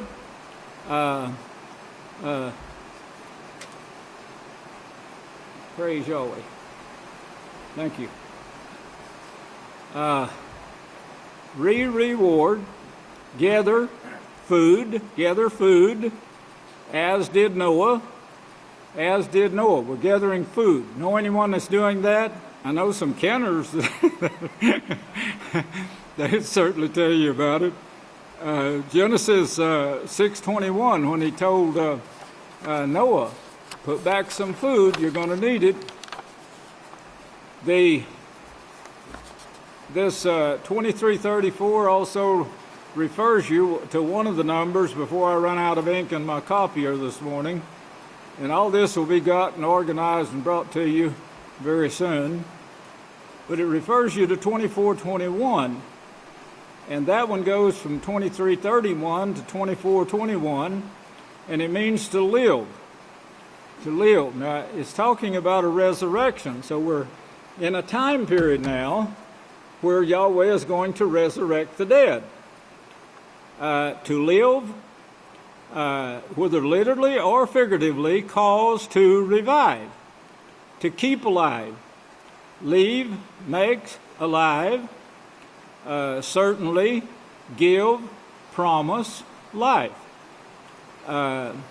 Live, nourish up, preserve, alive, and he uses the word quicken, and then recover, repair, restore to life, revive. Yahweh save, alive, life, lives, surely be whole. That's not all of it, but that's enough to show you that these numbers that we're giving certainly indicate the same and tie in with the prophecies that I want to show you today. The 2334 comes from 2333. 34 is the year I was born. 33 is the year I was conceived. And that's when the work, when I was conceived or born, that's when the work, the last days prophesied work of Yahshua tying the donkeys to the branch. That's when it started. 2334. That 2334, it's from 2333 and 3265. It means, I get this, a region in Palestine. We got trouble going on right now in that region. And of course, the quartet is fully involved in this trouble. And Israel insists on direct negotiations with the Palestinian Liberation Organization. Netanyahu is angry about it. PLO led by Abbas, as required under the Oslo Accord. Now he's read this, and this is what I said years ago when he shut it down himself. Netanyahu was the one that stopped this 7-year peace agreement that was signed by Rabin. When Rabin signed it, he's the prime minister, of course, but it's much like in America where Barack Obama has worked for 8 years to bring forth different things in the United States and the countries abroad. And the next president now, before he becomes president, he's already threatening to nullify most of the stuff that Barack Obama made law. Well, you see this with Netanyahu, even though their elected official, Rabin, spoken of in Scripture, signed this 7-year peace agreement. The next prime minister comes in and says, I'm going to shut it down. It's detrimental to Israel. I'm going to shut it down, nullify it, which he did. So he stopped this divided time that the Scripture speaks of. Well, I explained to you now that this 7-year agreement was a 7 years of activities. When the activity stops, which is what Netanyahu did. Netanyahu stopped the 7-year agreement in the midst, as the Scripture said. Actually pointed that out in the book, The Mark of the Beast, and the book, The Nuclear Baby. I was told that in this telecommunication that I now have the answer to. It was brought up here to me a while ago. This started off with 69,000 this morning, newspapers running this article of ours. it's up to 74,454. Now that was just about 2 hours doing, but you got the idea too that when Daniel talked to me, when Yochanan, the one that copied the book that I taught him long before I was born, but Yahweh had this telecommunication down pat, and that was what he was using. Of course, he don't have to have it wired to phone lines or electric currents or whatever. It's all there for him in microorganisms, and all he has to do is tell them or design them to do this, follow this plan. And he has this sea of glass that he's seeing, sending out messages, even in the clouds. That's what Yahshua's written us many messages, and he told us, watch the clouds. I'm going to be sending messages to you. And he is. Well, the quartet now and all these nations said, we're going to stop Israel from killing all these people because the international community is in an uproar about it. So they voted 14-0, all of them unanimously. Now this is your United Nations that we put in office to unite the nations and to bring peace between all nations. So Netanyahu says, I'm not going to do it. This is not just one nation. So they are saying, well, if you don't, we're going to start taking your money. First off, the United States is giving you, I think it's $3 billion annually. That's going to stop. Many more. Canada, I think, is giving almost that much. But all that money that's being sent to Israel for military purposes is going to stop, they say. That's how they're going to enforce this law, is to bring sanctions against Israel. And this is what we're seeing in prophecy, and this is what we see taking place right now. But the Oslo Accord was mentioned here, led by Hamas, as required under Oslo Accord. That's what it's called, signed in 1993. That was what he signed. Rabin signed with Clinton and Arafat, those three. And this is what we brought out in the book in the 70s, 76, I believe, when I wrote Mark of the Beast, and I laid out this plan of the 7 years, 7-year peace plan. But it wasn't signed until 1993. It looks like anyone would believe the scriptures after that is brought forth. These numbers, I've got a whole big list of them here that I had people get the gematria on, but I can't cover it. I'm gonna go into the scriptures and show you that first, because I'm gonna run out of time here if I don't. The artwork, Yisrayl Hawkins Association. Yisrayl Hawkins refutes accusations and proclaims message of peace in new posts this week. Now that was up to 69,000. It's now up to 74,000 readers right now. The other one is up to 87,220,518. It's tops on Google, so it's getting out there pretty well right now, this message that the Vatican hates, and they're refuting it.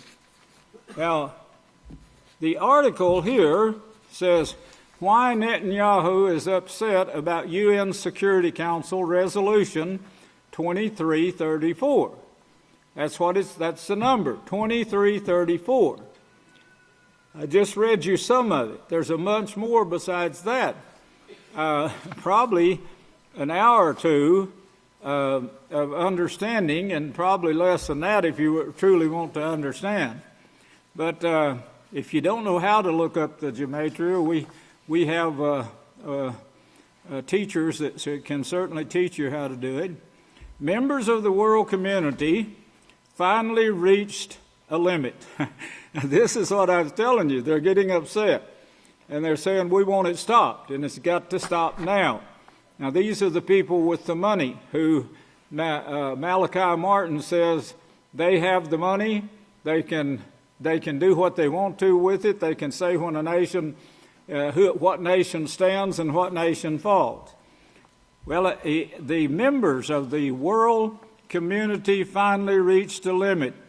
Witnessing Israel's treatment of Palestinians, the United Nations Security Council presented a peace offering to Palestinians days before the official birthday of Jesus in what is now occupied Bethlehem. I remember that Bethlehem when I think it was the last time we were there, and we saw the Palestinians and talked to them. They were wanting to build a mosque there, and here's the Catholic Church sitting on the 7 hills of Rome said no. Remember that? Said no, and of course they were trying to get our support, and we talked to them, I guess, for an hour or two, and I tried to tell them where it would all end, but I don't know if they remembered that 5 minutes after we left or not. But this resolution 2334, with a vision of a region where 2 democratic states, Israel and Palestine, live together side by side in peace within secure and recognized borders. Ironically, the seemingly toothless resolution's main nothingty comes from Netanyahu's fury at its passage. The resolution, which aims to bring lasting peace, now that's what the scripture says they'll call it. 2 Thessalonians, peace through peace, means lasting peace, to Israelites and Palestinians based on international law. International law that's denied that by Netanyahu right now. He denied it to begin with because the treaty they signed was legal. And this is what the Catholic Church keeps coming back at Israel about and advertising it, that this was a legally signed document that can't be broken. Well, they're breaking it. The international law comes at a time when Israel seems to be in the mop-up phase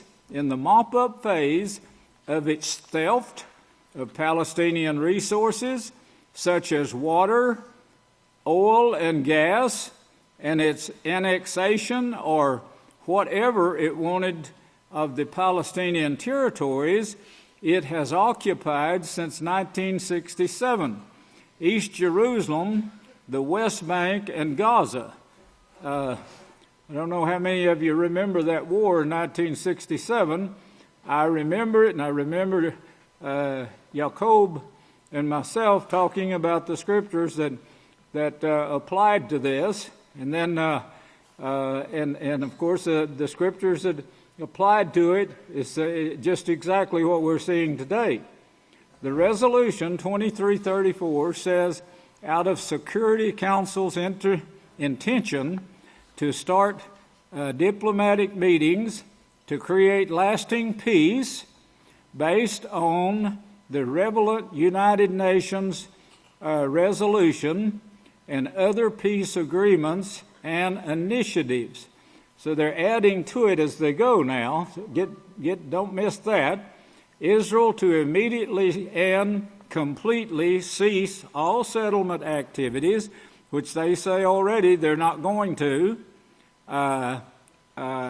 in the occupied Palestinian territories, including East Jerusalem, because of their illegality, the international community to recognize the difference in the dealings between Israel and the occupied Palestinian territories, immediate steps to prevent all violence against civilians, including acts of terror, as well as acts of provocation and destruction, calls for accountability in this regard, so they can sue that person, file charges, like they did against Pope Benedict. They file charges against him. He's under house arrest. If he ever leaves the Vatican now, or his hole in the wall there, they can arrest him. That's the reason Pope Francis can't take office. Both parties to act on the basis of international law, including international humanitarian law. Efforts aimed at achieving without delay a comprehensive, just, and lasting peace in the Middle East. They keep saying it over and over, get that. If Israel refuses to abide by resolutions called to end all settlement activity, the Palestinians can pursue cases against Israel's leaders at the International Criminal Court. This could go on for years, you understand, this till the next president comes that wipes it all out. By calling for an international community to differentiate between Israel and the occupied Palestinian territories in its dealings, the UN is calling for an end to trade agreements, to stop the trade agreements where this will hurt Israel financially, the end of these trade agreements, such as Canada's that support the financial viability of the settlements by allowing Israel to mislabel products produced in the settlements as from Israel in order to facilitate sales and avoid duties. So in the way it's going down, you can see that there's theft of duties, and Canada now, who also gives money to Israel, they are breaking their own laws and the laws in Israel, plus the laws of the international community that pass these laws to keep certain things under control. The call for both parties to act on the basis of international humanitarian law is a demand that Israel, as an occupying power, respect the Fourth Geneva Convention, the law governing the treatment of civilians under military occupation.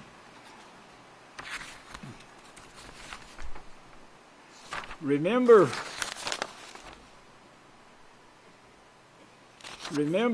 the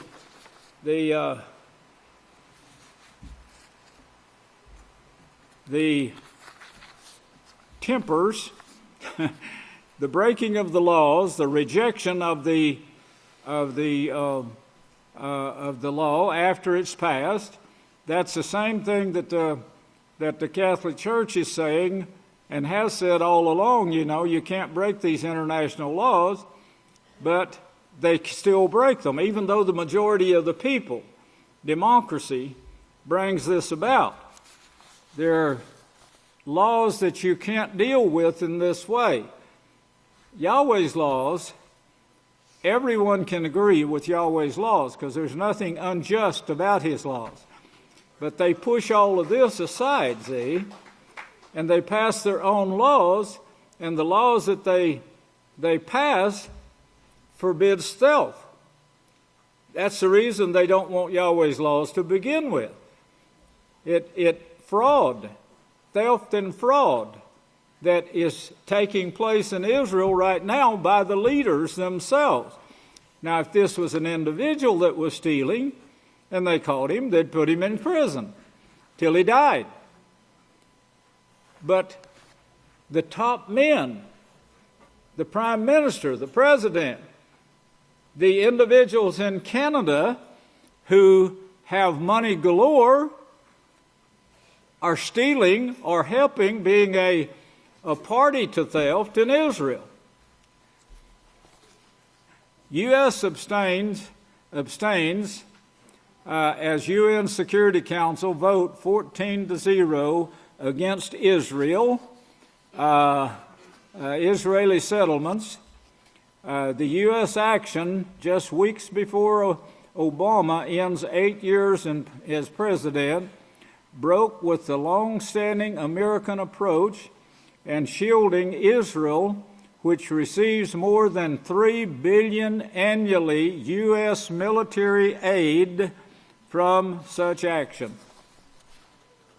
Get that? $3 billion from the United States tax dollars.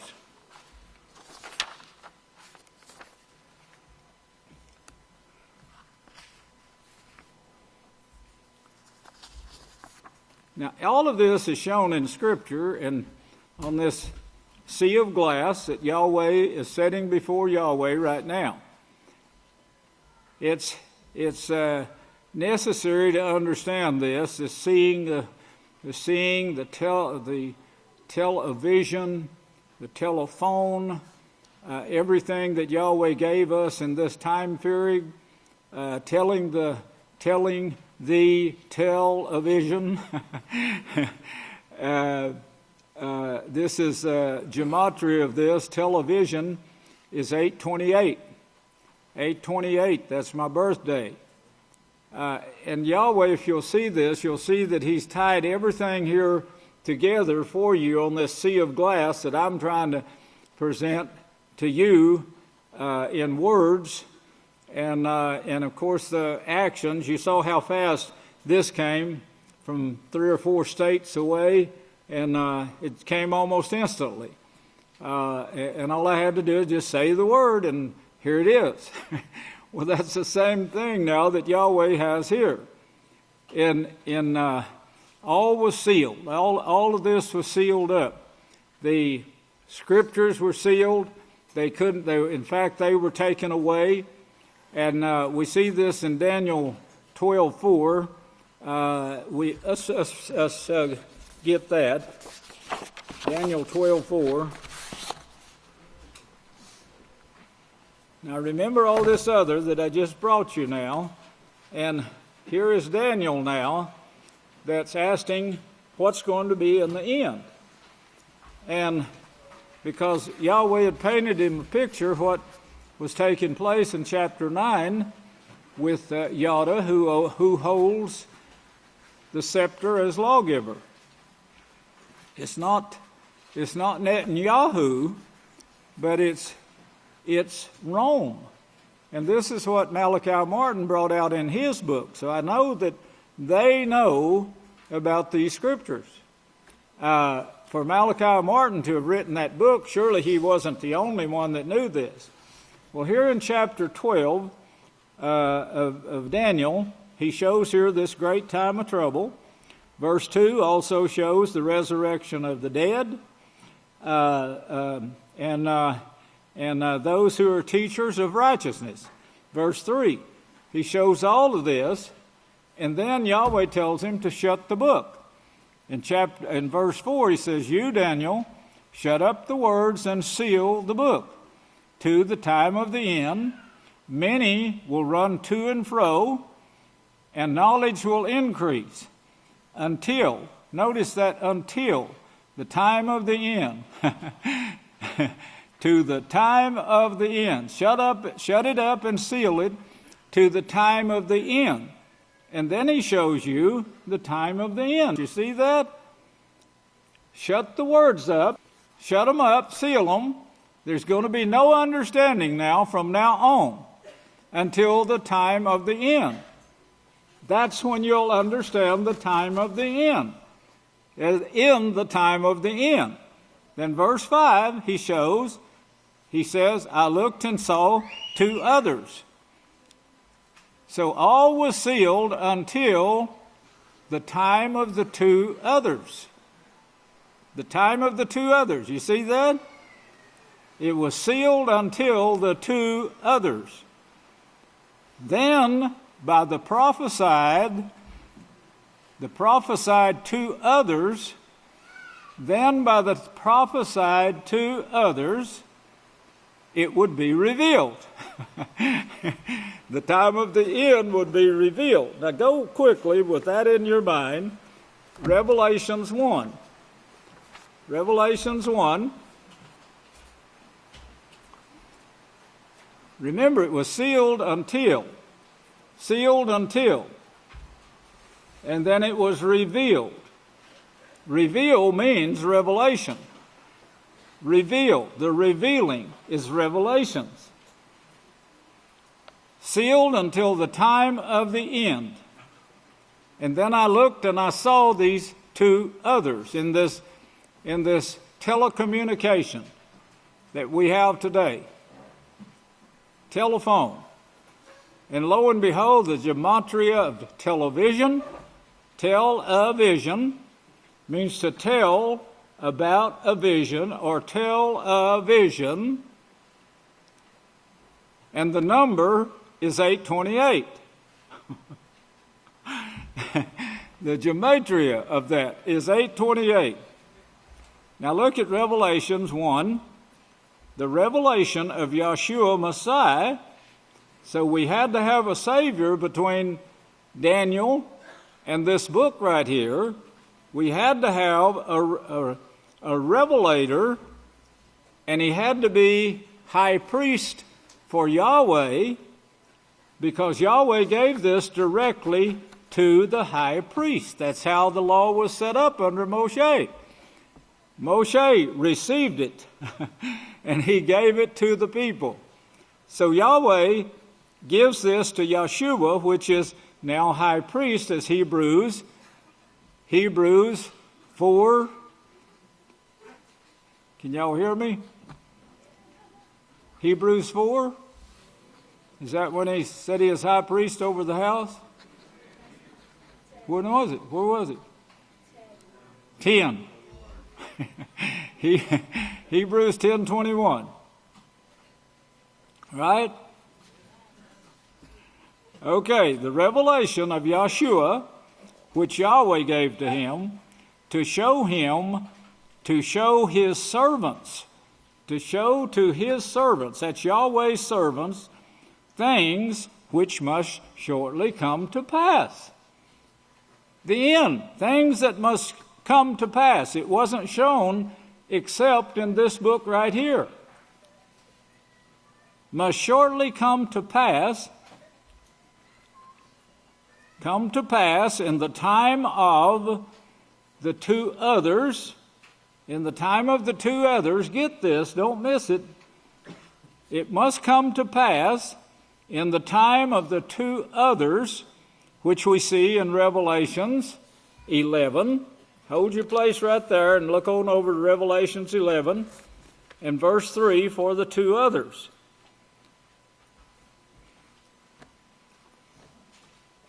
Now remember, it's all shut up, it's sealed. Close up the book, and then Yahweh showed him when the time of the end with 2 others. Revelations 1 shows you things which must come to pass. Which must come to pass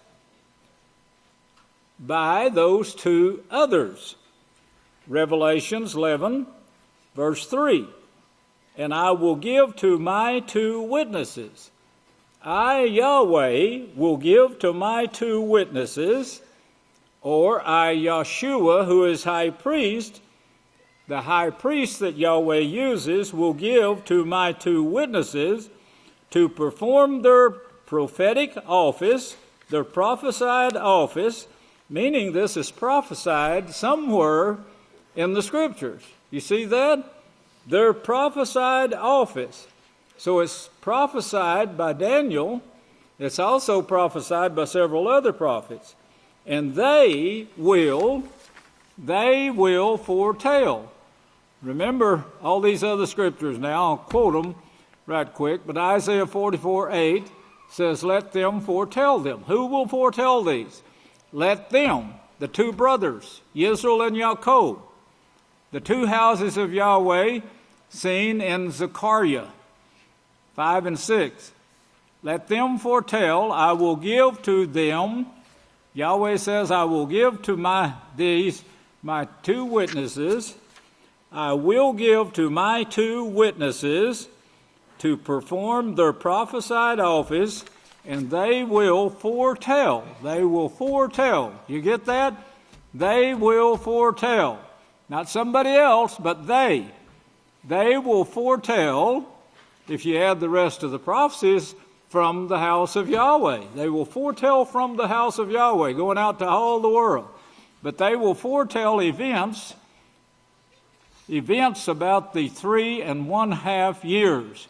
This 3.5 years of the Oslo Accord they're trying to open up right now. That's what they're trying to do. And they're telling, this is what Netanyahu shut down before. He said, no, this is going to stop Israel from growing. It's going to be detrimental to everything we do. But they're saying, you're going to stop it. We're going to put this Oslo Accord back into action. The Vatican has been trying for years to get this back into action and has not succeeded. But they kept hunting and looking at this door and that door and so forth. And finally, they've come up now with enough agreement with the UN and, of course, the international community putting some leverage against it because they're sick and tired of watching all these people being bombed and killed, dying.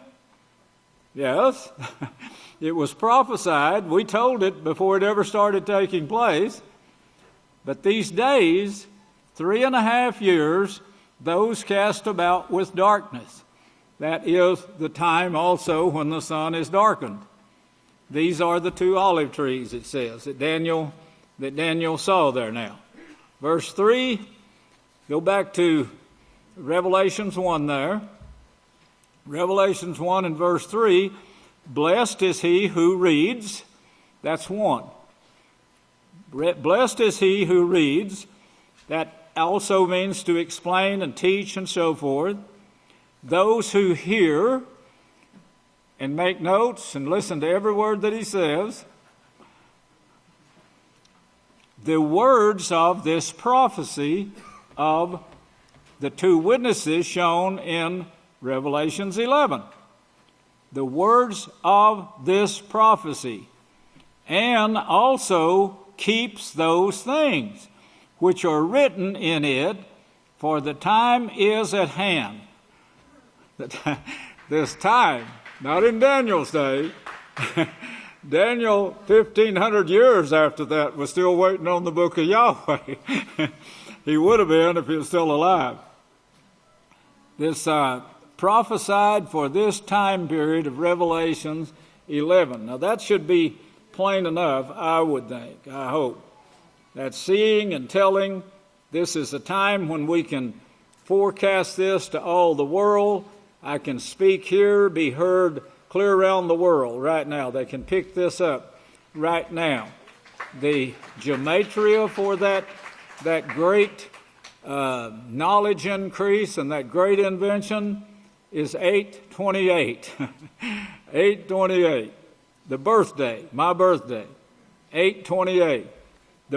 Look that up, if you will. Prove it to yourself. And I will give to my two witnesses, he said, this blessing. And Revelations 3, blessed is he who reads, blessed is he who hears, blessed are those who keep and obey.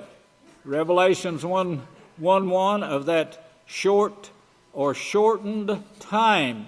Notice that. This short or shortened time. It must come to pass in that shortened time. If you remember Matthew 24, that's the words of the Savior too. Turn there quickly. Matthew 24. Matthew 24, verse 21. And then will be great tribulation, such as never has come to pass since the beginning of the world to this time. That's the same thing Daniel said in chapter 12, verse 1. No, nor ever will be. That's Matthew 24, Matthew 24, 21. And then he says, unless those days were shortened. And that word in Revelations 1:1 there can also mean that same thing, those days shortened. The time.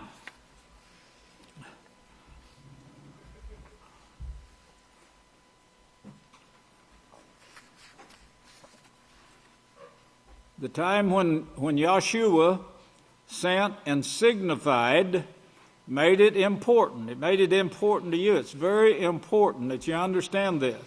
And understand that this sea of glass that Yahweh is watching, He's aware of it all the time. The 7-lamp lampstand, the work that we're doing, it's all being shown right there like a big television screen. And of course played out for heaven and earth to see. To those hearing, he said, hearing Yahshua's messenger, Yahshua's messenger. He gives it to his messenger. Well, we know his messenger is the branch, and of course the donkeys. Let's read that. Get this in your mind. Genesis 49. Genesis 49 and verse 10.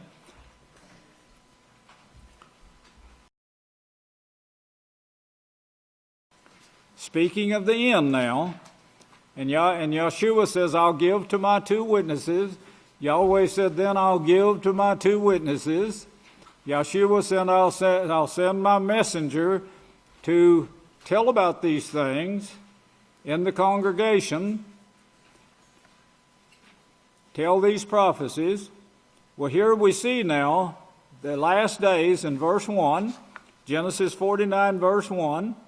Then in verse 10, the scepter will not depart from Yada. Yada was the heads of Jacob who hate righteousness. Remember Micah 3 and verse 1. The scepter will not depart from him, nor a ruling staff from between his feet until. Now he gives you that word until. Then he tells you this is as far as it's going to go.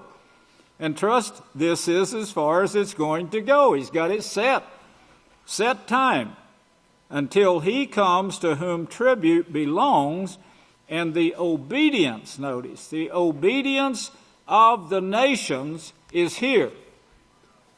The obedience. Thithering his donkey, here's the way it comes about, thithering his donkey to the vine.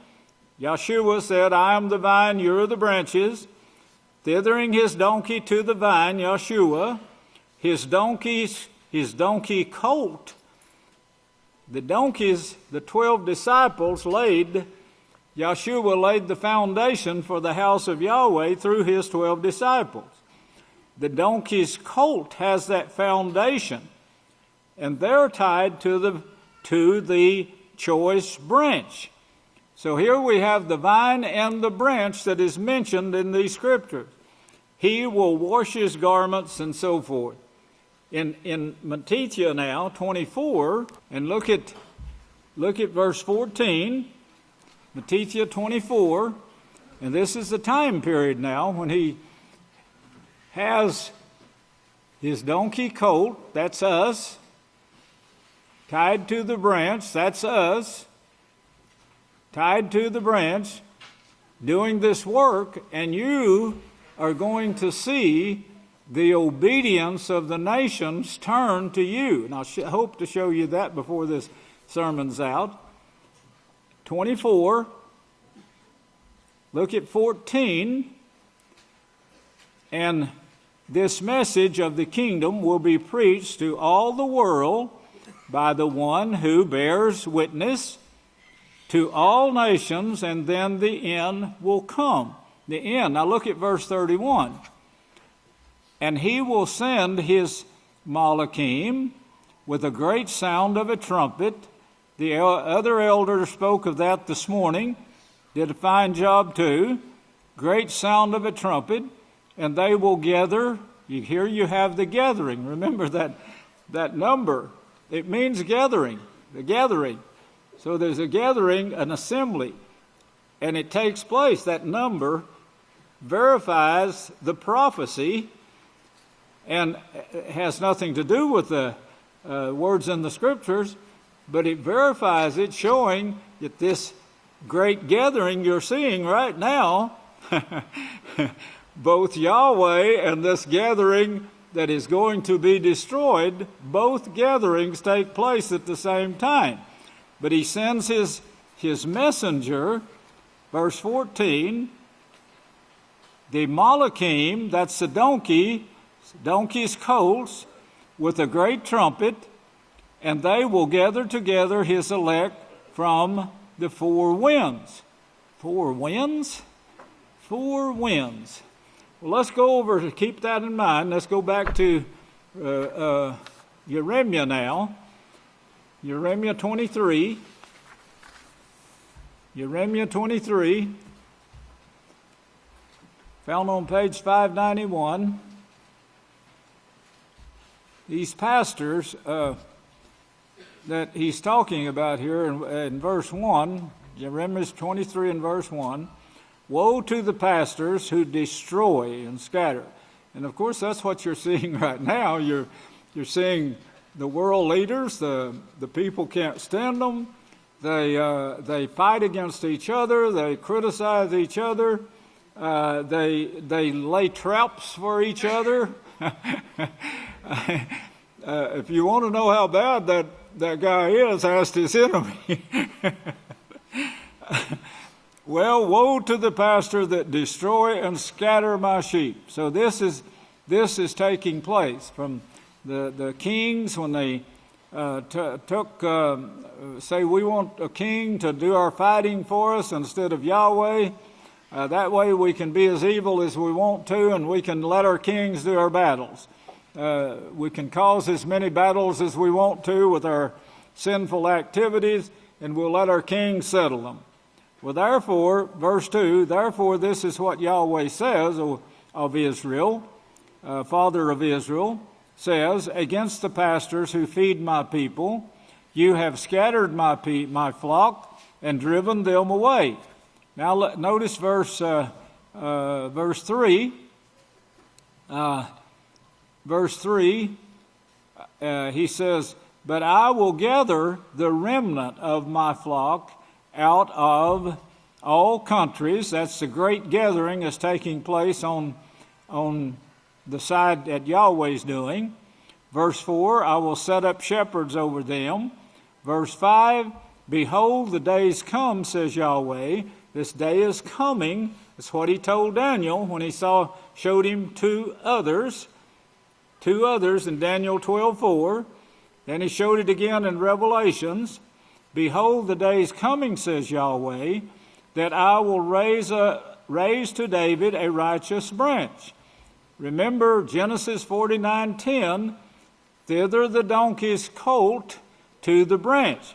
Thither the donkeys to Yahshua the vine, then the donkey's colt in the last days when the obedience of the nations takes place to the branch. David, a righteous branch, and a king will reign. Yes, a king, as Zechariah shows, that he's crowned king, will reign and succeed and will execute judgment and justice in the earth. That's going to take place with the branch. Yahshua's high priest, the donkey is tied to the branch. You see that? This is going to become about. It's going to take place among the nations, because the nations eventually, as I'll show you in Revelation, is actually going to submit. They're going to be obedient to you. In his day, Yada will be saved, and Israel will dwell safely, and this is the name that he will proclaim to them. Yahweh our righteousness. Now we're facing nuclear war with the quartet.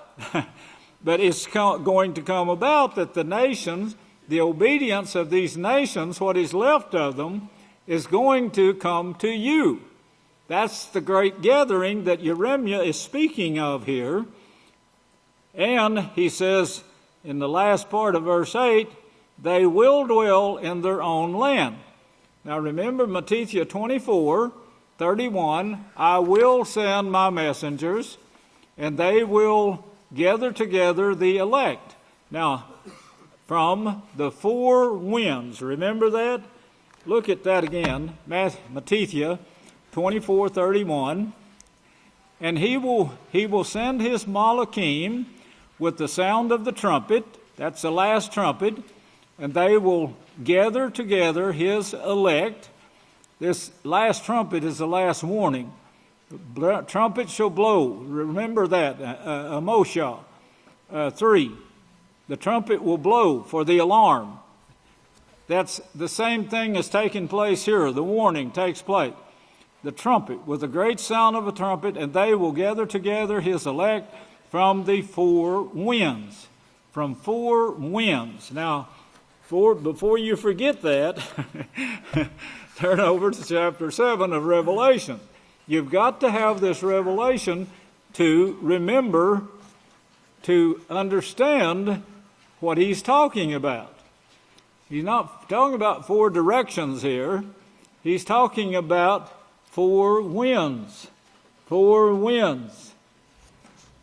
We're in that time of the four winds right now. Four winds is actually going to burn this earth, as Revelation 18 shows. But look at Revelation 7, verse 1.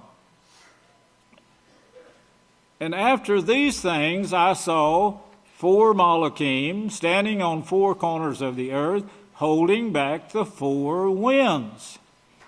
The four winds, you see that? Holding back the four winds. What are they? Look right across the page, right across the columns there to chapter 6 and verse 7. And when he had opened the fourth seal, I heard, now these are the things that was closed, sealed. But now, in this time period, now, the last day, it's being opened up so that you can see and understand, visualize. And when he had opened the fourth seal, I heard the voice of the fourth living creature. This is the quartet. This living, active system of war. Actually, a wind of war. And he says, come and see. And I looked, and behold, a pale horse. And the name of him that sat upon him was Death, and Sheol, the grave, followed with him. And power was given unto them over that fourth part of the earth. Well, you can see it taking place right now. This is the wind of war that we're gathering Yahweh's people out of. You see it? Praise Yahweh. I hope everyone catches that. The wind of war that's taking place in the fourth part of the earth right now to kill with the sword that is war, with hunger, with pestilence, the same under the authority of the beast of the earth. This beast, hold your place right there and look on over to chapter 13. 13, and you'll hold your place and look to chapter 13 of Revelation. This is the beast that he's talking about. The beast of the earth. Now, if you remember, Daniel saw these four beasts. He said there's four beasts. Well, of course, he saw them gather and get together and make a great army. And this was all played out on the sea of glass for him to see. And he had us there showing him what was going to take place in this great scene, this television that we have access to today in this time of great knowledge. And Daniel saw this. Yochanan then saw it and wrote it down so I could teach it to Yahweh's servants in this time period that comes to pass shortly, or is cut short. Well, here is 13 verse 1. And I stood upon the sands of the sea and saw this beast rise up out of the sea, having 7 heads and 10 horns. The 7 heads are the 7 mountains on which this beast sits. It's a great city that reigns over the kings of the earth. That's all in Revelation 17. Notice the last part. The dragon gave him his power and his throne and great authority. Look on up to verse 6. And he opened his mouth in blasphemy against Yahweh, to blaspheme his name, and Yahshua's name, the Savior's name, and his house, the house of Yahweh. And it was given unto him to make war, the winds of war, given unto him to make the winds of war. He told you in chapter 7 what was going to take place, in chapter 6. And then he shows you it's given unto him to make war. Then in verse 11 you see the 2-horned beast, Catholic and Protestant, in the United States. That's speaking of the United States right there, starting with verse 11 on down. This was the 4th seal now. And remember Daniel 12 and verse 4, the seal. Then the 4th living creature, that's to make war. Chapter 6 and verse 1, he says, and I saw when the Lamb opened one of his seals, and look at verse 2, he sees a white horse and war in his hand, the bow, standing for war. The authority given to him, you just read where he got his authority from chapter 13. Crown means authority, was given unto him, and he went out conquering and to conquer. This is the Vatican. Malachi Martin told about this conquering going to take place in his book, The Keys of This Blood, before it took place. We showed it in the Mark of the Beast in 1976. That book was written. And then the nuclear baby.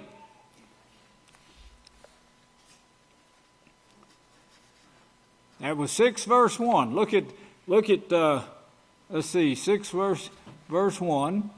And remember 11 and verse 3, for the messenger, that's a messenger. I'll send my messengers to gather Yahweh's people, and he'll give the means to do so, which is the television.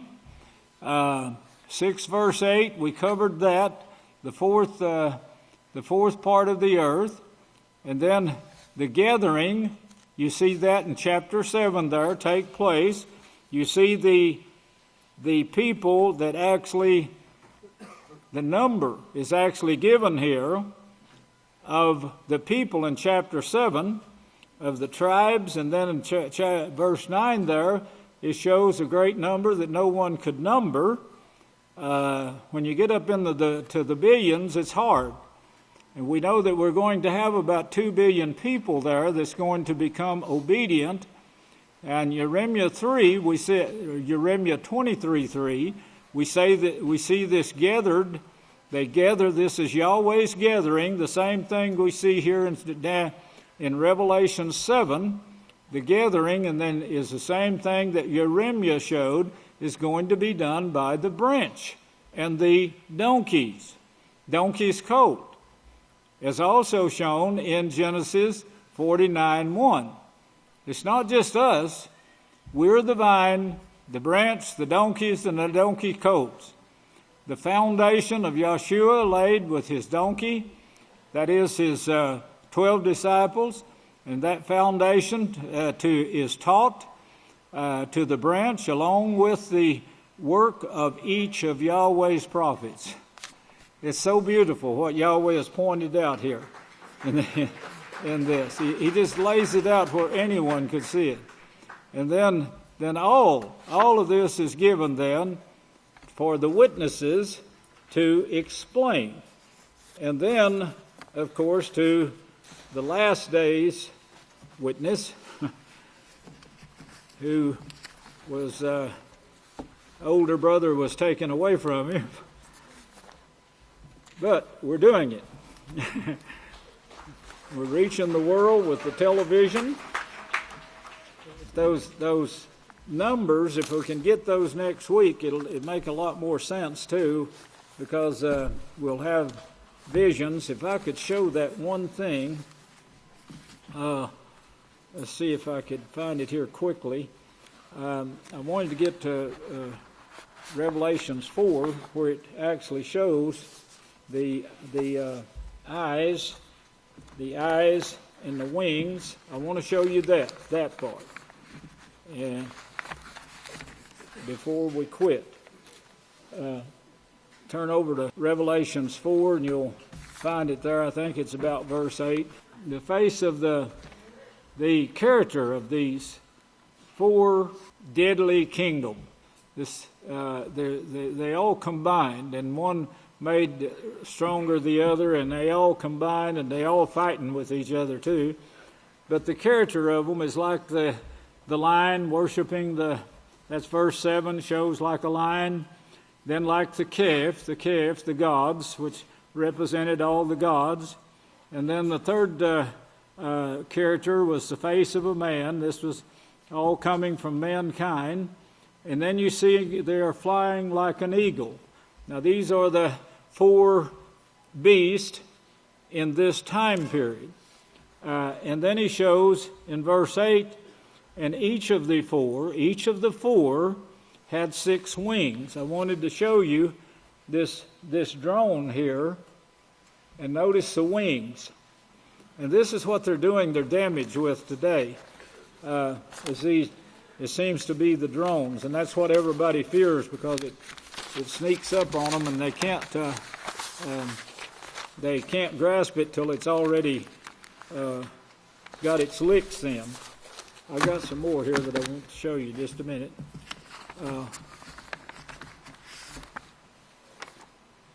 There's a better one than this, but America drops 26,171 bombs in 2016.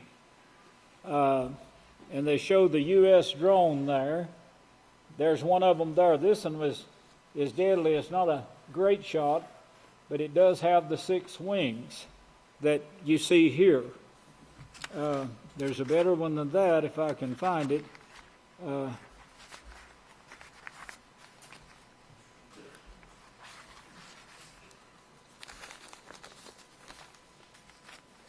And the eyes, the satellites. It's hard to believe that they have as many satellites as they do, but these are looking down. Here's their eyes looking down from the satellites. This one has the amount. If you'll look at the amount, they're dotted there. If you can see those small dots, every one of these dots here, all of these thousands, hundreds of dots here are the satellites. Here's a better one even than that if you got a outer space view of it, of the satellites. That's called the eyes. Here's one of their 6-wing drones. There's nothing besides that. And then the eyes of these satellites now. If you'll look here, you'll see this one looking up to get a signal from this satellite, and as a rocket now coming towards us, this right here catches it from the signal of one of these eyes in the sky and sends a rocket to cut it off here. As it leaves here, it gets to here. This intercedes coming from this direction and to blast it out of the sky. 100 drones swarm, dropped from jets, plans its own moves. This all needs to be explained in detail, and Yahweh willing, we'll have it next week for you. But I hope I painted that picture well enough for you to understand that this great thing that is taking place right now among the nations is being prophesied by Yahweh's house. He set it in motion to all begin at one time. That we're in this short time period. It started in 1934, this work did. But now we're in the time period when we see the quartet in action. Also, Curry said the quartet is going to be there this week. That's the 15th. The 15th. Today's the 14th. Tomorrow, Curry said the quartet is going to be there, and they're going to get this moved into action. The Oslo Accord, which we're waiting on right now, that's what Yahweh showed Daniel that would take place, and that's the shortened time period, this time that they cut off, that still has to come to pass. That's got to come to pass, but with it then, the nuclear war, the nuclear burning, the darkening of the sun, and I'm serious about getting you some sleeping bags. This is something I think you're going to need, especially if the gas and heat supply is shut off. We could, it's a possibility you can take that sleeping bag with you, wherever we need to go. May Yahweh bless you, and I'll turn the services back to the next leader. I love you.